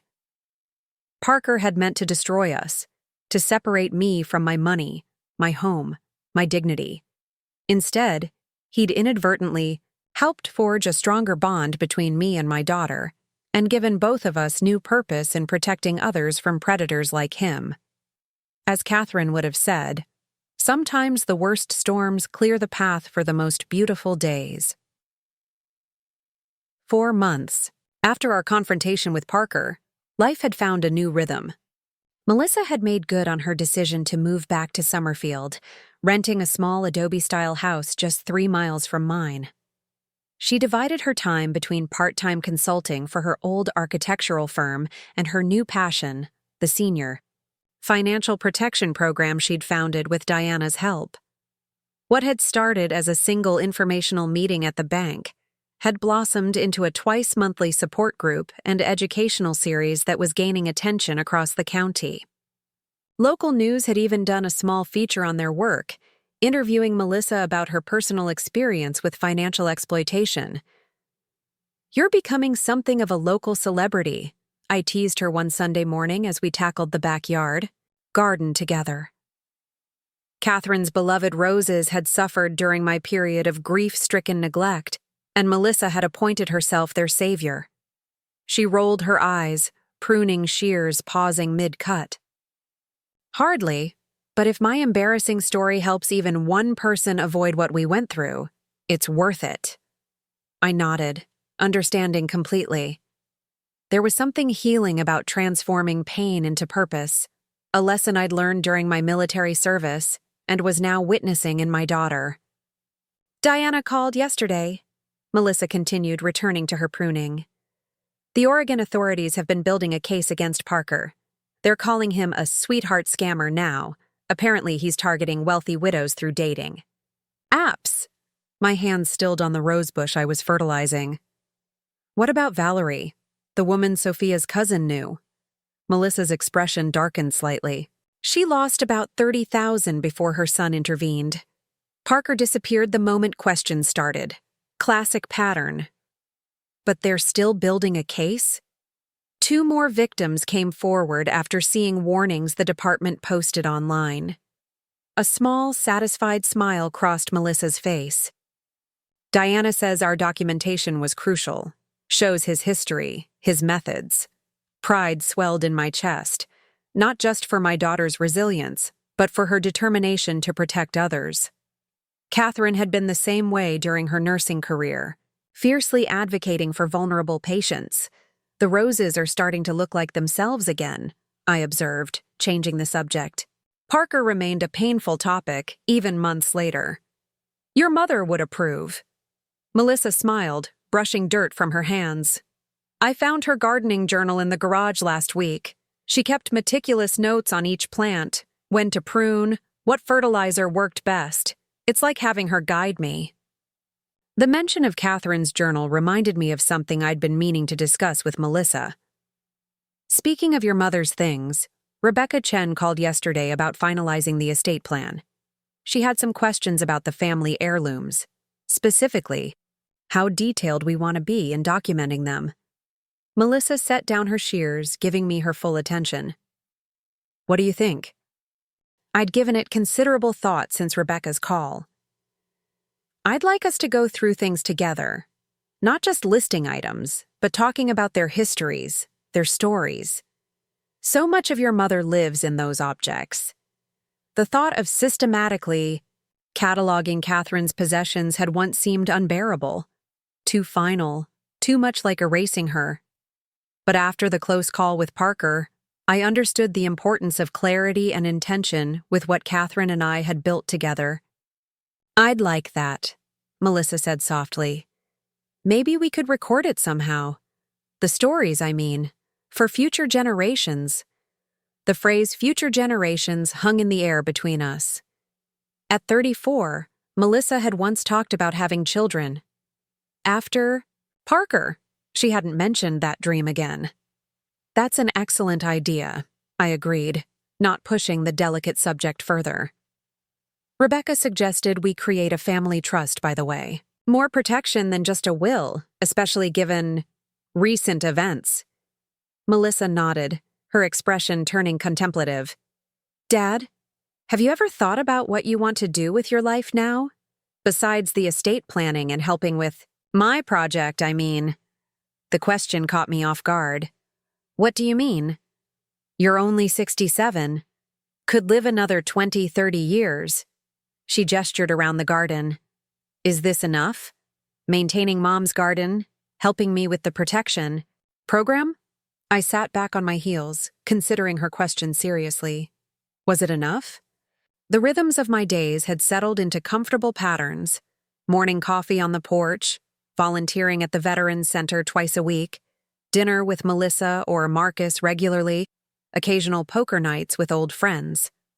Simple pleasures that had seemed impossible during the dark months after Katherine's death. It's more than enough, I finally answered. Not everyone needs grand ambitions, Melly. Sometimes a quiet life well lived is its own kind of success. She studied me for a moment, then nodded, apparently satisfied with my answer. Mom used to say something similar. That contentment was underrated.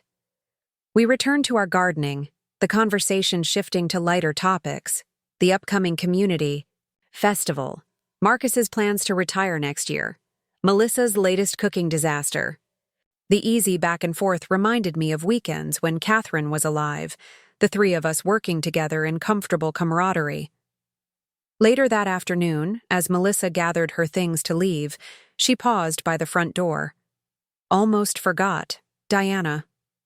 Asked if you'd consider speaking at next month's workshop about your experience with Parker from your perspective. I hesitated.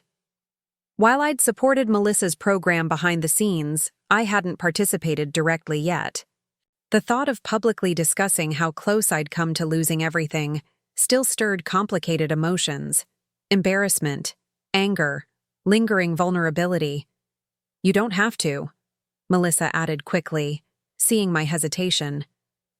It's just, Diana thinks having a male perspective would reach people we're missing, especially veterans. That struck a chord. Many of my fellow veterans were fiercely independent, reluctant to admit vulnerability.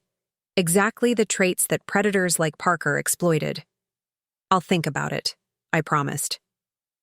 After Melissa left, I poured myself a bourbon and settled in Katherine's old rocking chair on the porch. The evening air carried the scent of desert sage and the distant sound of a neighbor's wind chimes. I closed my eyes, imagining Katherine beside me as I'd done countless times since her death. "What would you do, Kath?" I murmured. "Speak up or stay quiet?" No answer came, of course, but I knew what she would say. Katherine had never believed in hiding painful truths if sharing them could help others. Her nursing career had been built on that principle. The next morning, I called Diana and agreed to speak at the workshop. The day of the presentation arrived with unexpected nerves. I found myself changing shirts twice, rehearsing what I planned to say, even considering backing out. It had been decades since I'd spoken to a large group, not since my Army days when I'd occasionally briefed senior officers. "You'll be fine," Melissa assured me as we drove to the community center where the workshop was being held. The program had outgrown the bank's meeting room. "Just speak from the heart." "Easy for you to say," I grumbled. "You're a natural at this," she smiled. "You forget I've seen you give wedding toasts, funeral eulogies, and one particularly memorable Little League coaching pep talk. You know how to reach people when it matters." The community center was already filling when we arrived. Diana greeted us at the door, looking pleased at the turnout. "We've got nearly 60 people registered today, our biggest group yet. And notice anything different about the crowd?" I scanned the room and immediately understood what she meant.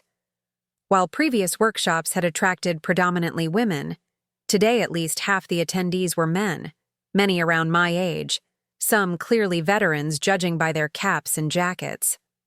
"Word got out that you were speaking," Diana explained. "Seems like there's a need for this perspective." The realization settled heavily on my shoulders.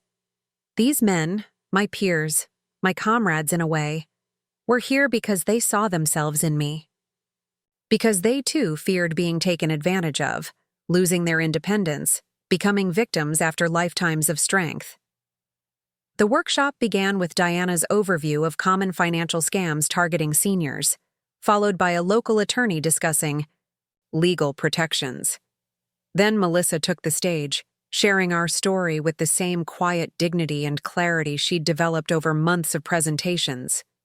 "And now," she said, wrapping up her portion, "I'd like to introduce my father, Robert Miller, a Vietnam veteran, a widower, and the man whose instincts and courage protected our family when mine failed us." "Dad?" I walked to the front of the room, pulse pounding in my ears. The faces before me, especially the men's, showed a mixture of wariness, curiosity, and that particularly male brand of stoicism I knew all too well.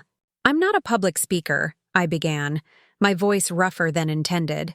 "I'm just a regular guy who nearly lost everything to someone I should have seen through from the beginning." I proceeded to tell our story from my perspective. The early warning, signs I'd ignored out of politeness, the gradual erosion of control, the isolation that nearly allowed Parker to succeed. I spoke about pride and how it can prevent us from seeking help, from admitting vulnerability. "In Vietnam," I said, my voice dropping slightly, "I learned that lone wolves don't survive. The guys who made it home were the ones who watched each other's backs, who weren't too proud to call for help when surrounded." I looked directly at the veterans in the audience. This isn't any different. Predators like Parker count on our silence, our isolation. They use our strength against us by making us too proud to admit we're being targeted. As I spoke, I watched tension ease from shoulders, saw heads nodding in recognition. These weren't just abstract lessons. They were shared experiences, shared vulnerabilities that transcended age and background. When the formal presentation ended, a line formed of people wanting to speak with us individually. Most approached Melissa or Diana with specific questions about scams or legal protections, but a subset, mainly older men, many veterans, waited to speak with me. Same thing happened to my brother-in-law. One gruff Vietnam-era Marine told me. Lost his house to some smooth-talking financial advisor. Never reported it. Too embarrassed. My wife handles all our finances, admitted another, twisting his wedding band. Been wondering what I'd do if something happened to her. Never thought about someone targeting me after. One by one, they shared concerns, experiences, and questions they might never have voiced without the permission my story had somehow granted. The simple act of speaking up, of admitting vulnerability, had created space for others to do the same. Later, as we packed up materials, Diana pulled me aside. That was exactly what this program needed, she said. We've been missing half. Our potential audience, because men, especially of your generation, are reluctant to acknowledge vulnerability. Just did what Melissa asked, I demurred, uncomfortable with the praise. No, Diana insisted. You did something braver than that. You showed strength through honesty, not despite it. The drive home with Melissa was quiet, both of us processing the day's events. Finally, she broke the silence. You know, she said casually, we got 3 requests for similar presentations from other communities today. Sun City, Green Valley, even a VFW post in Tucson. I glanced at her, suspicious of her tone. And Diana thinks we should consider expanding the program, maybe even create a formal curriculum that other counties could adopt. She paused. It would need both perspectives, mine and yours. I considered her words carefully. Public speaking had never been my ambition. After retiring from both military and civilian careers, I'd looked forward to quiet days with Katherine, not embarking on a new mission. But Katherine was gone, and in her absence, I'd discovered a different kind of purpose. One built on protecting, others from the pain we'd nearly suffered. I'll think about it, I promised, echoing my response from weeks earlier. That's all I'm asking, Melissa replied, a small smile playing at her lips. She knew as well as I did that, I'll think about. It usually led to agreement in our family. The following week, I met Marcus for our regular breakfast at Josie's Diner, a tradition we'd established after reconnecting. He listened intently as I described the workshop and Diana's proposal for expansion. So, he concluded after I'd finished, you're considering becoming the face of senior financial protection for Arizona? Quite a change from the quiet retirement you planned. I shrugged, embarrassed by his characterization. Hardly the face of anything, just sharing what happened to us. Marcus studied me over the rim of his coffee cup.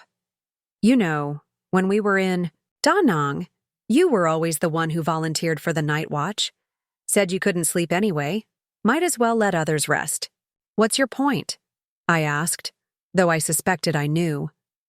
Some people are built to stand guard, he said simply. To protect others. Doesn't change with age. His words struck closer to home than I cared to admit. Throughout my life, in the military, in my career, as a husband and father, I'd defined myself by my ability to protect those in my care. The months after Katherine's death, when I'd failed to see Parker's predatory nature, had shaken that identity to its core. Perhaps this new chapter wasn't about finding a new purpose, but reclaiming an essential part of who I'd always been. I'll talk to Diana, I conceded. See what she has in mind. Marcus nodded, satisfied, then changed the subject to the upcoming fishing trip he'd been planning.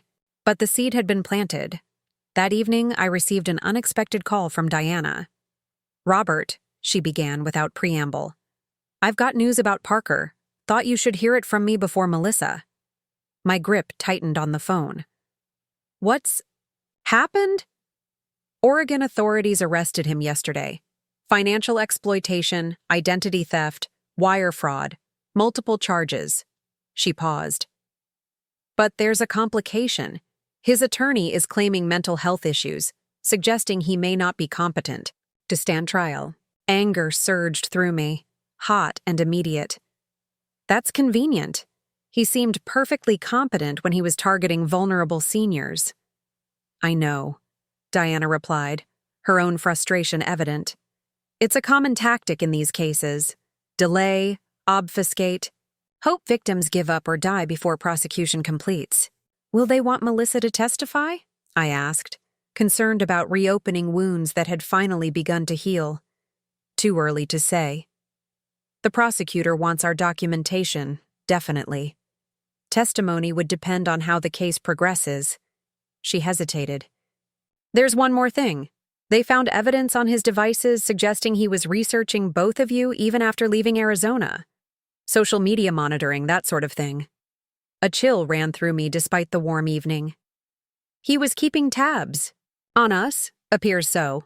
No evidence of any planned action, but the prosecutor thought you should know, especially given Melissa's public profile with the protection program. After hanging up, I sat in Katherine's rocking chair, processing this new information. The thought of Parker watching Melissa from afar, perhaps harboring resentment over his thwarted plans, stirred protective instincts I'd thought resolved when he'd left Arizona. I debated whether to share Diana's news with Melissa immediately or wait until morning. She had finally seemed to be moving forward, finding purpose in her work, even cautiously. Socializing again. Would this pull her back into the darkness? Before I could decide, my phone rang again. Melissa this time. Dad? Her voice was tight, controlled. Did you hear from Diana? Just now, I confirmed. I was trying to decide whether to call you. She reached me right after she spoke with you. A long pause. He was watching us, Dad. All this time. Only online, I clarified quickly. Diana said there's no evidence he ever came back to Arizona. That's not the point, Melissa countered. He wouldn't let go. We thought we were free of him, but he was still lurking. I heard the fear beneath her anger. The violation of knowing someone who had already caused so much pain had continued to monitor her life from afar. Come over, I suggested. We'll talk through it together. 30 minutes later, we sat on the back patio, the desert night settling around us. Melissa clutched a mug of tea, her expression troubled. I've been so public with the program, she said quietly. My photo in the local paper, interviews on community radio, all while he was watching.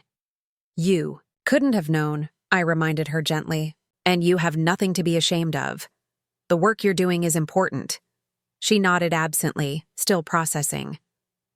Diana wants me to consider testifying if the case goes to trial. How do you feel about that? Melissa set her mug down, her posture straightening. Scared, angry, but mostly resolved. If my testimony helps put him away, prevents him from hurting anyone else, then it's worth facing him again. Pride swelled in my chest at her courage. Whatever you decide, I'll be right. Beside you. I know, Dad. She managed a small smile. We're a good team. As we sat in companionable silence, watching stars emerge in the desert sky, I considered how different this moment was from similar evenings a year ago, when grief for Katherine was still raw, when Parker seemed like a potential comfort rather than a threat, when the future held only the dim promise of endurance rather than purpose. So much had changed. Melissa had transformed her pain into protection for others. I had rediscovered parts of myself I thought died with Katherine.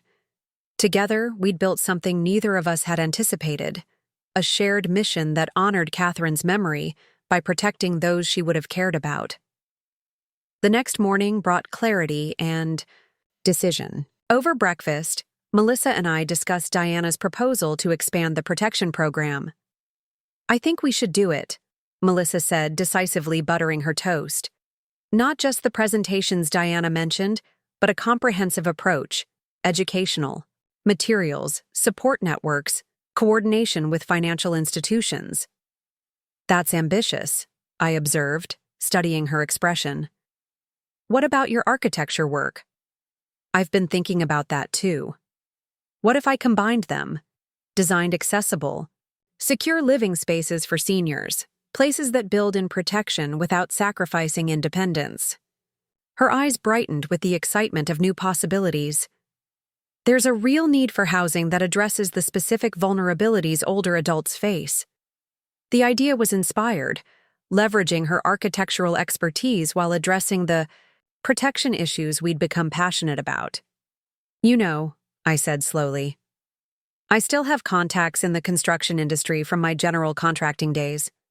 Could introduce you to some people who might be interested in that kind of specialized development. Melissa's smile widened. Really? You'd help with that? Of course, I replied, surprised by her uncertainty. That's what family does. Her expression softened. For a while there, after Mom died, I wasn't sure we'd find our way back to being a real family. Parker almost destroyed that completely. But he didn't, I reminded her gently. If anything, fighting him brought us closer. She nodded thoughtfully.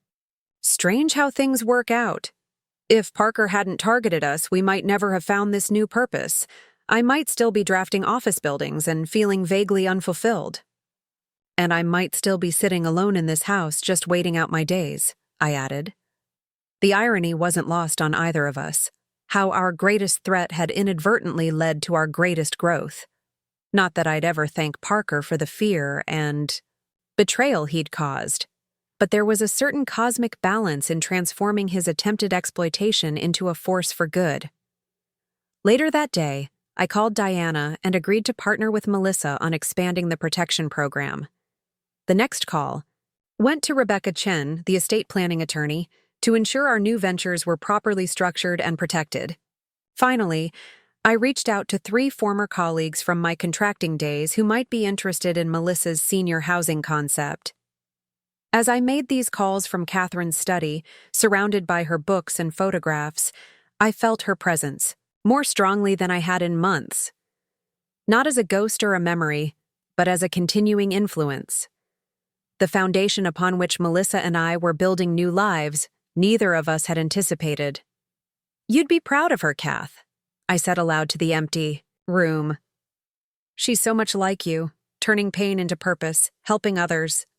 That evening, I found myself pulling out an old leather-bound journal Katherine had given me years ago that had remained blank all this time. On the first page, I began to write. When Katherine died, I thought my story was ending. When Parker tried to take everything we'd built, I thought I'd failed her memory.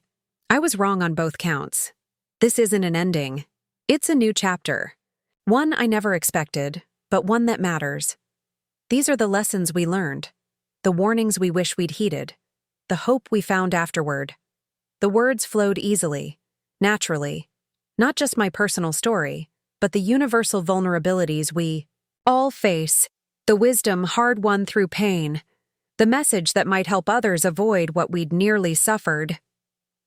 By the time I finished writing, the desert night had deepened around the house. I closed the journal, running my fingers over its worn cover. Whether these words ever reached beyond these pages didn't matter. The act of recording them, of transforming experience into potential guidance, felt right. Parker had nearly taken everything by targeting what he perceived as weakness: my grief, my isolation, my trust in family. But in doing so, he'd inadvertently revealed strengths neither Melissa nor I knew we possessed: resilience, clarity, purpose beyond self-protection. As I placed the journal on Katherine's desk, I made a promise. To her memory, to Melissa, to myself. Parker and others like him would continue targeting the vulnerable. But now, they would find us standing guard, our hard-won experience transformed into protection for others. Some battles choose us. This one had. And unlike the jungles of Vietnam, where victory was measured in survival, this battlefield offered a different kind of triumph, one measured in lives protected, dignity preserved, and predators thwarted before they could strike. It wasn't the retirement Katherine and I had planned. But somehow, I knew she would approve. 2 years after our confrontation with Parker, I stood at the podium in the Arizona State Capitol building in Phoenix, adjusting the microphone with hands that weren't as steady as they once had been. Behind me sat Governor Lansing, 3 state senators, and representatives from the Attorney General's office, including Diana, who gave me an encouraging nod. In the front row, Melissa beamed with pride, sitting beside Marcus, who had finally retired from the bank 6 months earlier. At 69, I never imagined I'd be witnessing the signing of legislation named in part after my late wife. The Katherine Miller Senior Financial Protection Act represents a significant step forward in our state's commitment to protecting vulnerable adults.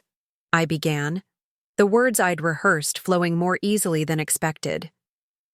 2 years ago, my daughter, Melissa, and I experienced firsthand how predators target seniors and their families during times of grief and transition.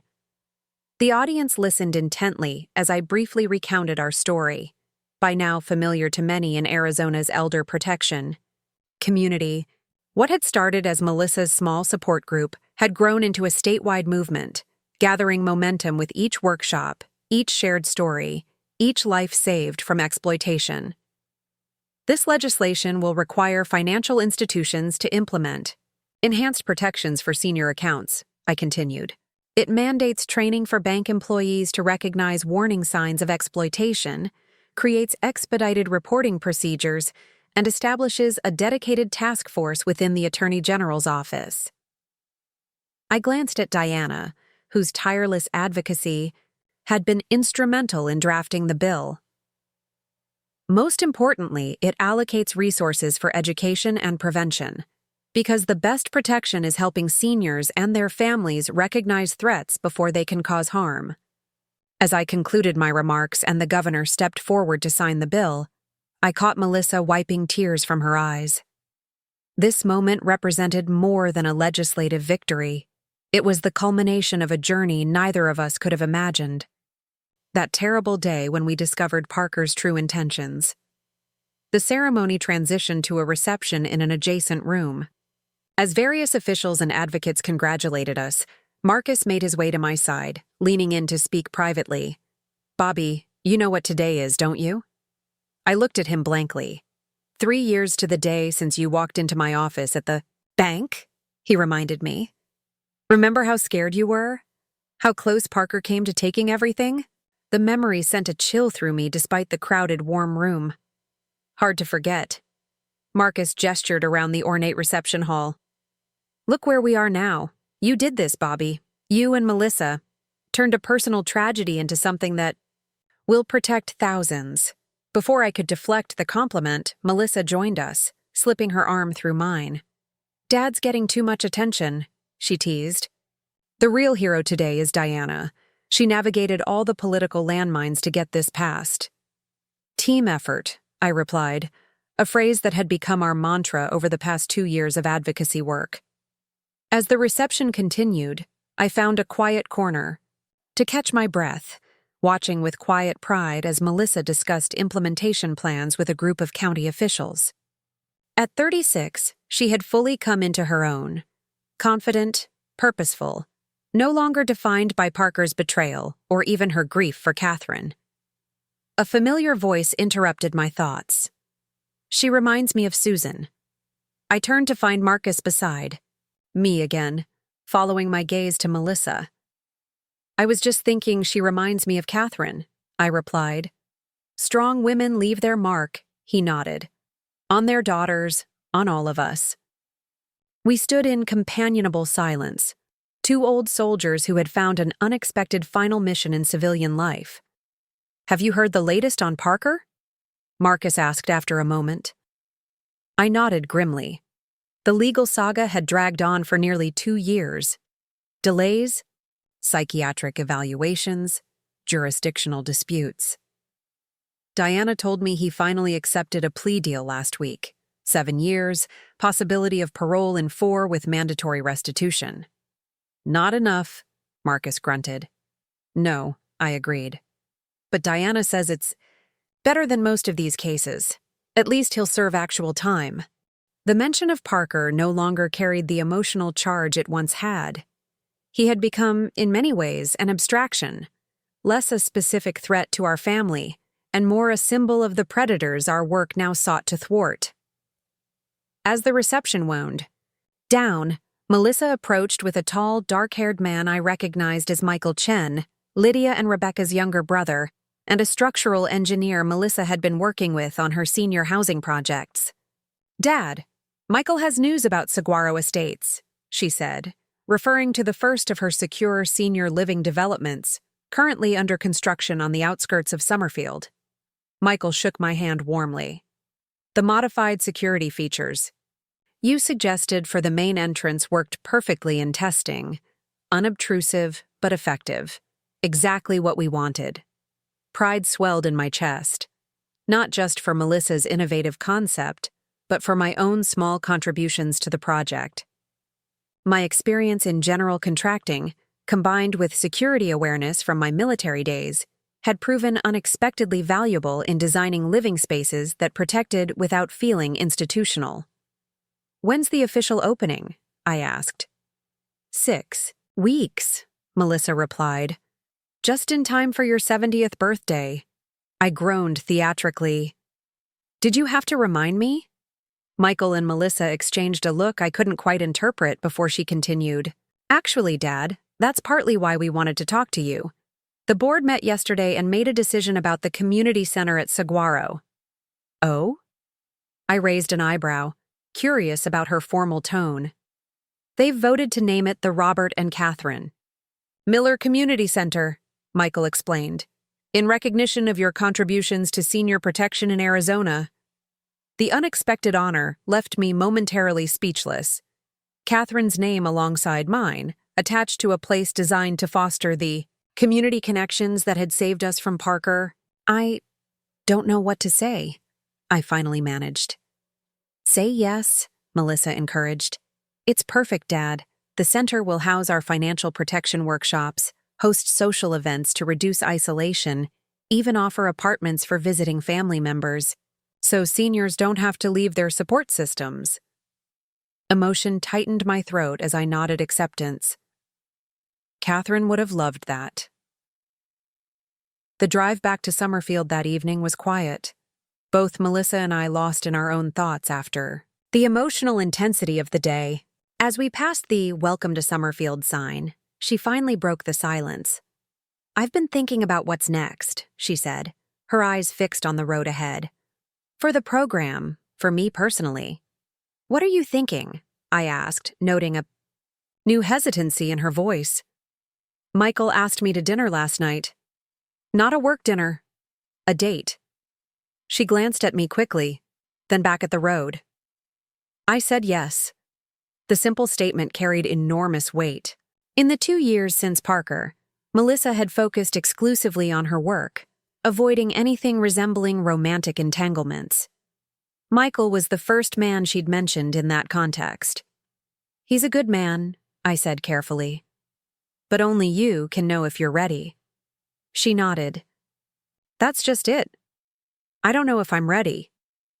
But I've realized something these past few months. If our work has taught me anything, it's that isolation is dangerous. Not just for seniors, but for everyone." I understood what she meant. Though, surrounded by purpose and community through our advocacy work, Melissa had kept certain walls firmly in place since Parker, protecting herself from potential hurt by avoiding deeper connections. "Your mother used to say that the heart is remarkably resilient," I offered. "That its capacity to heal is matched only by its capacity to love again." Melissa smiled faintly. She told me that after my first heartbreak in high school, I didn't believe her then? And now? Now I think she might have been right. Melissa turned onto the street leading to my house. "I'm not expecting anything. Just dinner, conversation not centered on work. But it feels like I don't know. A step forward. That's all any of us can do, I agreed. Take steps forward, see where they lead. After Melissa dropped me off, declining my invitation to come in due to an early meeting the next day, I wandered through the quiet house that still held so many echoes of Katherine. Nearly 4 years after her death, I'd reached a place where those echoes brought more comfort than pain. A development that would have seemed impossible in those early dark days. In the study, I found myself drawn to the leather journal I'd been filling steadily over the past 2 years. What had started as personal reflection had evolved into something more structured, part memoir, part guidebook for others facing similar challenges. Diana had recently suggested we consider publishing it as a resource for their outreach programs. I opened to a blank page and began writing about the day's events, about the legislation that would now bear Katherine's name, about Melissa's tentative step back toward a personal life. As the words flowed, I realized how far we'd come from that desperate day in Marcus's office when I'd discovered Parker's attempted theft. The journey hadn't been linear. There had been setbacks and unexpected turns. The tense days surrounding Parker's arrest in Oregon, when we'd feared retaliation. The 6 months of intense media attention after Melissa's program was featured in a national magazine, bringing both opportunity and unwelcome scrutiny. The difficult decision to sell the house where Katherine and I had raised Melissa, a practical choice as the property had become too much for me to maintain alone, but emotionally wrenching nonetheless. My move. To a smaller home closer to Melissa, carefully selected for security and accessibility as I acknowledged the realities of aging. Through it all, the foundation Katherine and I had built, both financial and emotional, had held firm.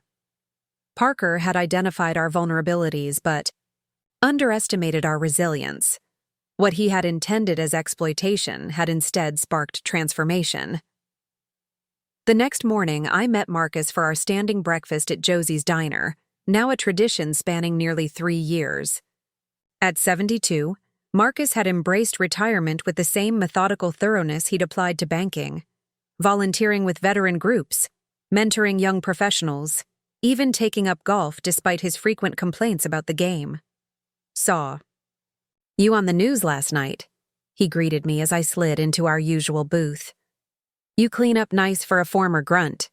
I rolled my eyes at the familiar teasing. The tie was Diana's idea, said I needed to look appropriately senatorial for the occasion. Well, it worked, Marcus replied, suddenly serious. Bobby, what you and Melissa have accomplished, it's extraordinary. When I became branch manager, I never imagined where that position would lead. Just did what needed doing, I demurred. Like always. Marcus shook his head, refusing to let me deflect. No, this is different. You could have just protected yourself after Parker, maybe warned a few friends.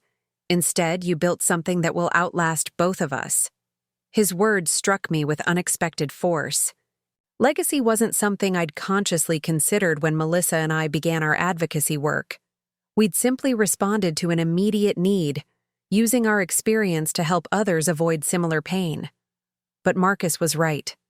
The legislation, the educational programs, Melissa's secure housing developments, these would continue protecting vulnerable seniors long after we were gone. Speaking of lasting impact, Marcus continued, Susan's foundation board wants to discuss a potential partnership with your program, expanding the protection workshops to include widows under 65. I raised an eyebrow. Marcus had established a small foundation in his late wife's name years ago, primarily funding breast cancer research.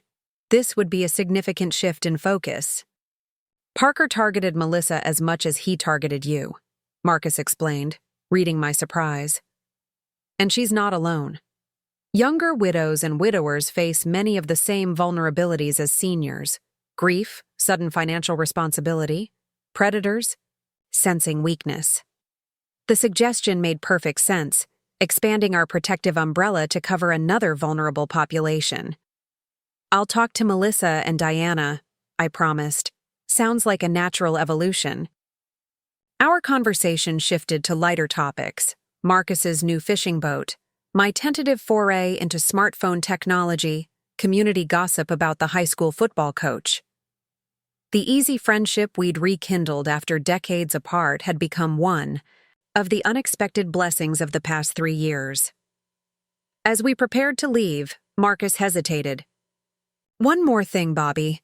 I've been meaning to ask, are you happy? Not just satisfied with the work or proud of what you've accomplished, actually happy." The direct question caught me off guard. Happiness hadn't been my primary concern after Katherine's death. Survival had seemed ambitious enough. Even as our advocacy work developed, I'd focused more on purpose than personal fulfillment. I realized, somewhat surprised by my own answer. Not the same happiness Katherine and I had, but something adequate, meaningful. Marcus nodded, satisfied. "Good. That's what Susan would have wanted for me, and I know Katherine would want the same for you." Later that afternoon, I visited my new house, a modern single-story in a planned community just 10 minutes from Melissa's place. The moving company had delivered the last of my boxes the previous day, and I was slowly transforming the impersonal space into something that felt like home. I opened to a blank page and began writing about the day's events, about the legislation that would now bear Katherine's name, about Melissa's tentative step back toward a personal life. As the words flowed, I realized how far we'd come from that desperate day in Marcus's office when I'd discovered Parker's attempted theft. The journey hadn't been linear. There had been setbacks and unexpected turns. The tense days surrounding Parker's arrest in Oregon, when we'd feared retaliation. The 6 months of intense media attention after Melissa's program was featured in a national magazine, bringing both opportunity and unwelcome scrutiny. The difficult decision to sell the house where Katherine and I had raised Melissa, a practical choice as the property had become too much for me to maintain alone, but emotionally wrenching nonetheless. My move to a smaller home closer to Melissa, carefully selected for security and accessibility as I acknowledged the realities of aging. Through it all, the foundation Katherine and I had built, both financial and emotional, had held firm. Parker had identified our vulnerabilities but underestimated our resilience. What he had intended as exploitation had instead sparked transformation. The next morning, I met Marcus for our standing breakfast at Josie's Diner, now a tradition spanning nearly 3 years. At 72, Marcus had embraced retirement with the same methodical thoroughness he'd applied to banking, volunteering with veteran groups, mentoring young professionals, even taking up golf despite his frequent complaints about the game. "Saw you on the news last night," he greeted me as I slid into our usual booth. "You clean up nice for a former grunt." I rolled my eyes at the familiar teasing. The tie was Diana's idea. Said I needed to look appropriately senatorial for the occasion. "Well, it worked," Marcus replied, suddenly serious. "Bobby, what you and Melissa have accomplished, it's extraordinary. When I became branch manager, I never imagined where that position would lead." "Just did what needed doing," I demurred. "Like always." Marcus shook his head, refusing to let me deflect. "No, this is different. You could have just protected yourself after Parker, maybe warned a few friends. Instead, you built something that will outlast both of us." His words struck me with unexpected force. Legacy wasn't something I'd consciously considered when Melissa and I began our advocacy work. We'd simply responded to an immediate need, using our experience to help others avoid similar pain. But Marcus was right. The legislation, the educational programs, Melissa's secure housing developments, these would continue protecting vulnerable seniors long after we were gone. "Speaking of lasting impact," Marcus continued, "Susan's foundation board wants to discuss a potential partnership with your program." expanding the protection workshops to include widows under 65. I raised an eyebrow. Marcus had established a small foundation in his late wife's name years ago, primarily funding breast cancer research. This would be a significant shift in focus. Parker targeted Melissa as much as he targeted you, Marcus explained, reading my surprise. And she's not alone. Younger widows and widowers face many of the same vulnerabilities as seniors: grief, sudden financial responsibility, predators, sensing weakness. The suggestion made perfect sense, expanding our protective umbrella to cover another vulnerable population. I'll talk to Melissa and Diana, I promised. Sounds like a natural evolution. Our conversation shifted to lighter topics: Marcus's new fishing boat, my tentative foray into smartphone technology, community gossip about the high school football coach. The easy friendship we'd rekindled after decades apart had become one of the unexpected blessings of the past 3 years. As we prepared to leave, Marcus hesitated. One more thing, Bobby. I've been meaning to ask, are you happy? Not just satisfied with the work or proud of what you've accomplished, actually happy. The direct question caught me off guard. Happiness hadn't been my primary concern after Katherine's death. Survival had seemed ambitious enough. Even as our advocacy work developed, I'd focused more on purpose than personal fulfillment. I realized, somewhat surprised by my own answer. Not the same happiness Katherine and I had, but something adequate, meaningful. Marcus nodded, satisfied. Good.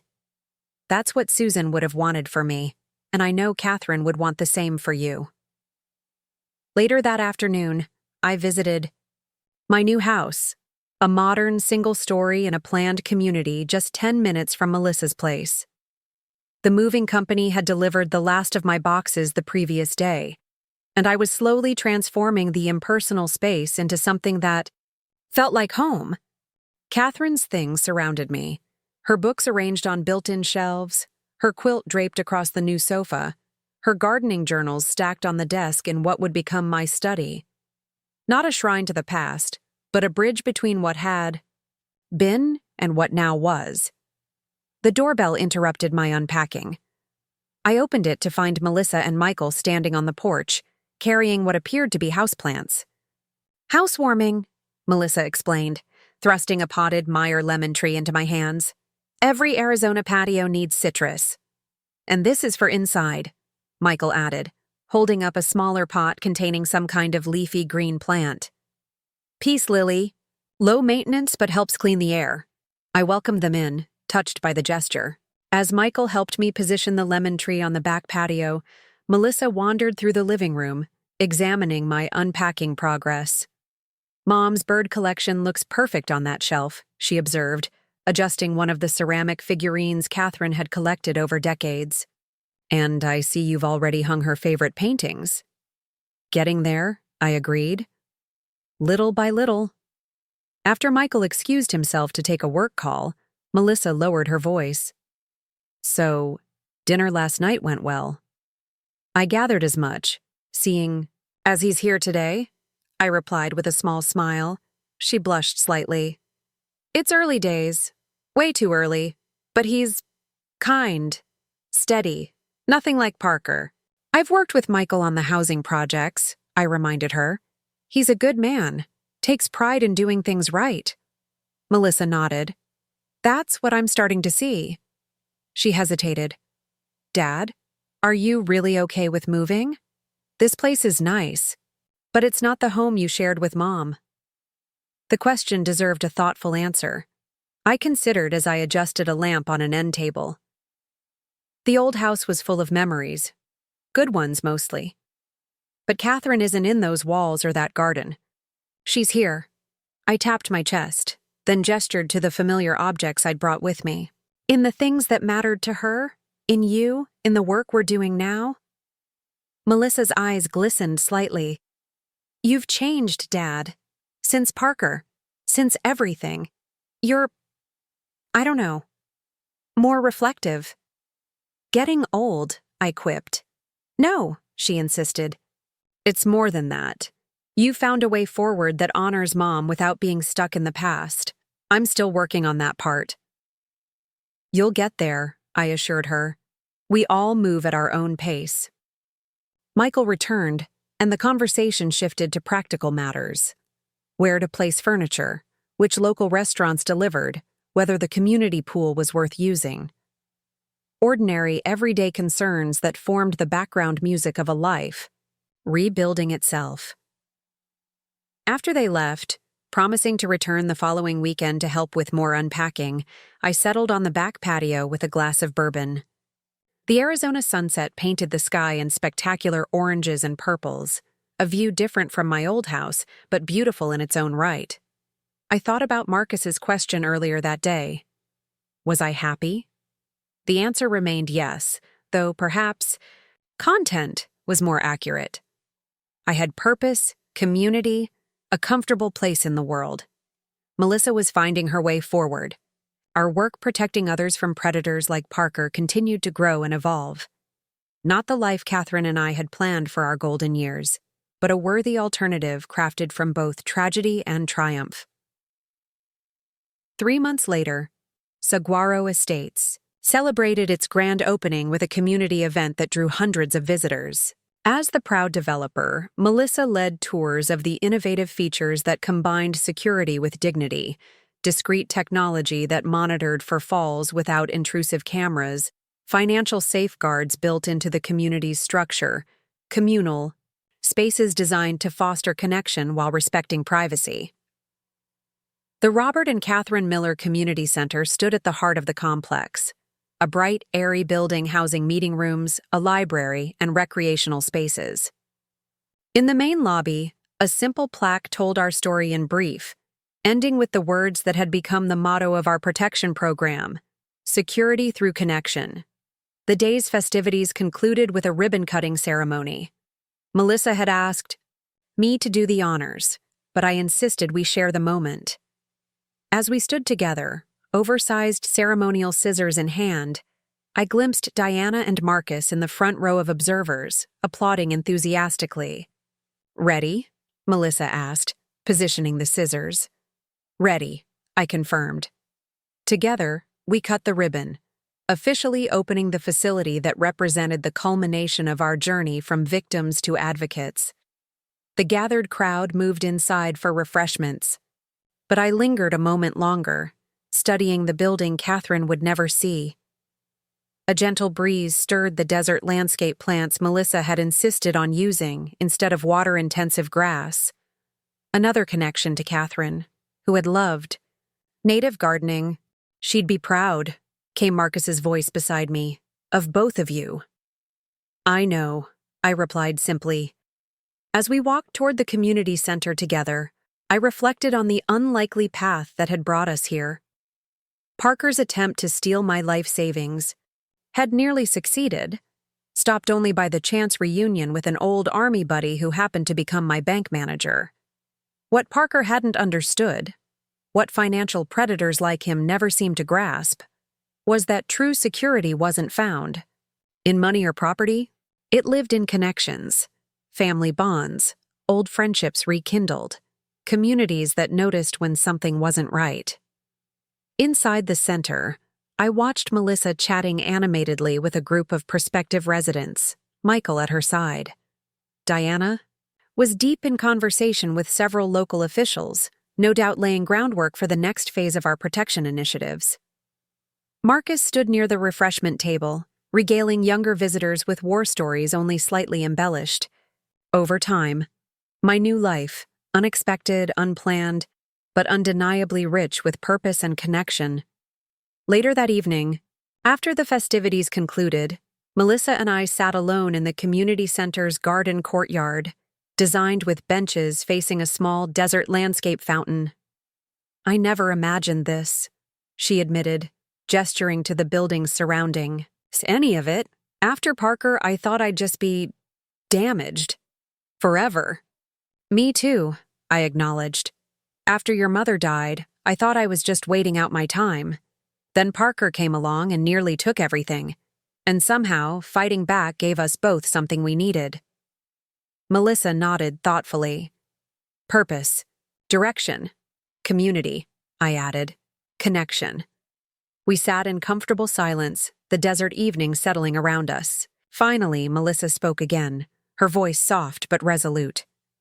I'm going to ask Michael to dinner at my place next week. A real date, not just grabbing food after work meetings. I smiled, recognizing the significance of the step. He seems like someone who appreciates home cooking. He'll have to, she laughed, since I inherited your cooking skills, not Mom's. The joke, light, natural, referencing Katherine without pain, felt like its own kind of victory. As stars appeared in the darkening sky, I thought about the journey we'd traveled. Parker had entered our lives at our most vulnerable moment, targeting what he perceived as weakness.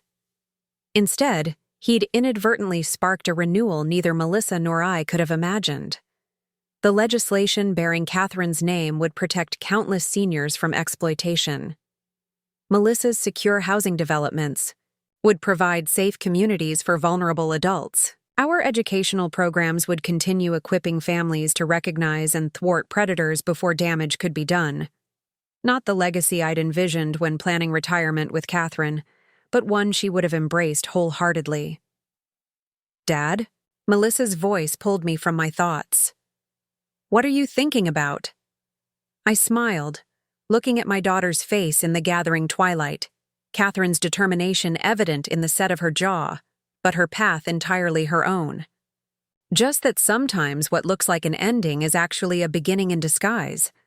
She nodded, understanding. Like when your old army buddy became your new bank manager. Exactly like that. As we walked together toward the parking lot, I felt Katherine's presence not as a ghost or a memory, but as the foundation upon which we'd built this unexpected new chapter. Parker had tried to exploit our grief, to use Katherine's absence as a weapon against us. Instead, her influence had ultimately proven stronger than his manipulation. It wasn't the life we'd planned, but as I watched Melissa drive away, toward her own home, her own future, her own carefully reconstructed sense of trust, I felt a profound sense of peace settle over me. We had not merely survived Parker's attempted exploitation, we had transformed it into protection for countless others. Some battles choose us. This one had. And in fighting it together, Melissa and I had discovered strengths neither of us knew we possessed, and built a legacy worthy of the woman whose memory had sustained us through our darkest hours. Not an ending at all, but a beginning none of us could have foreseen.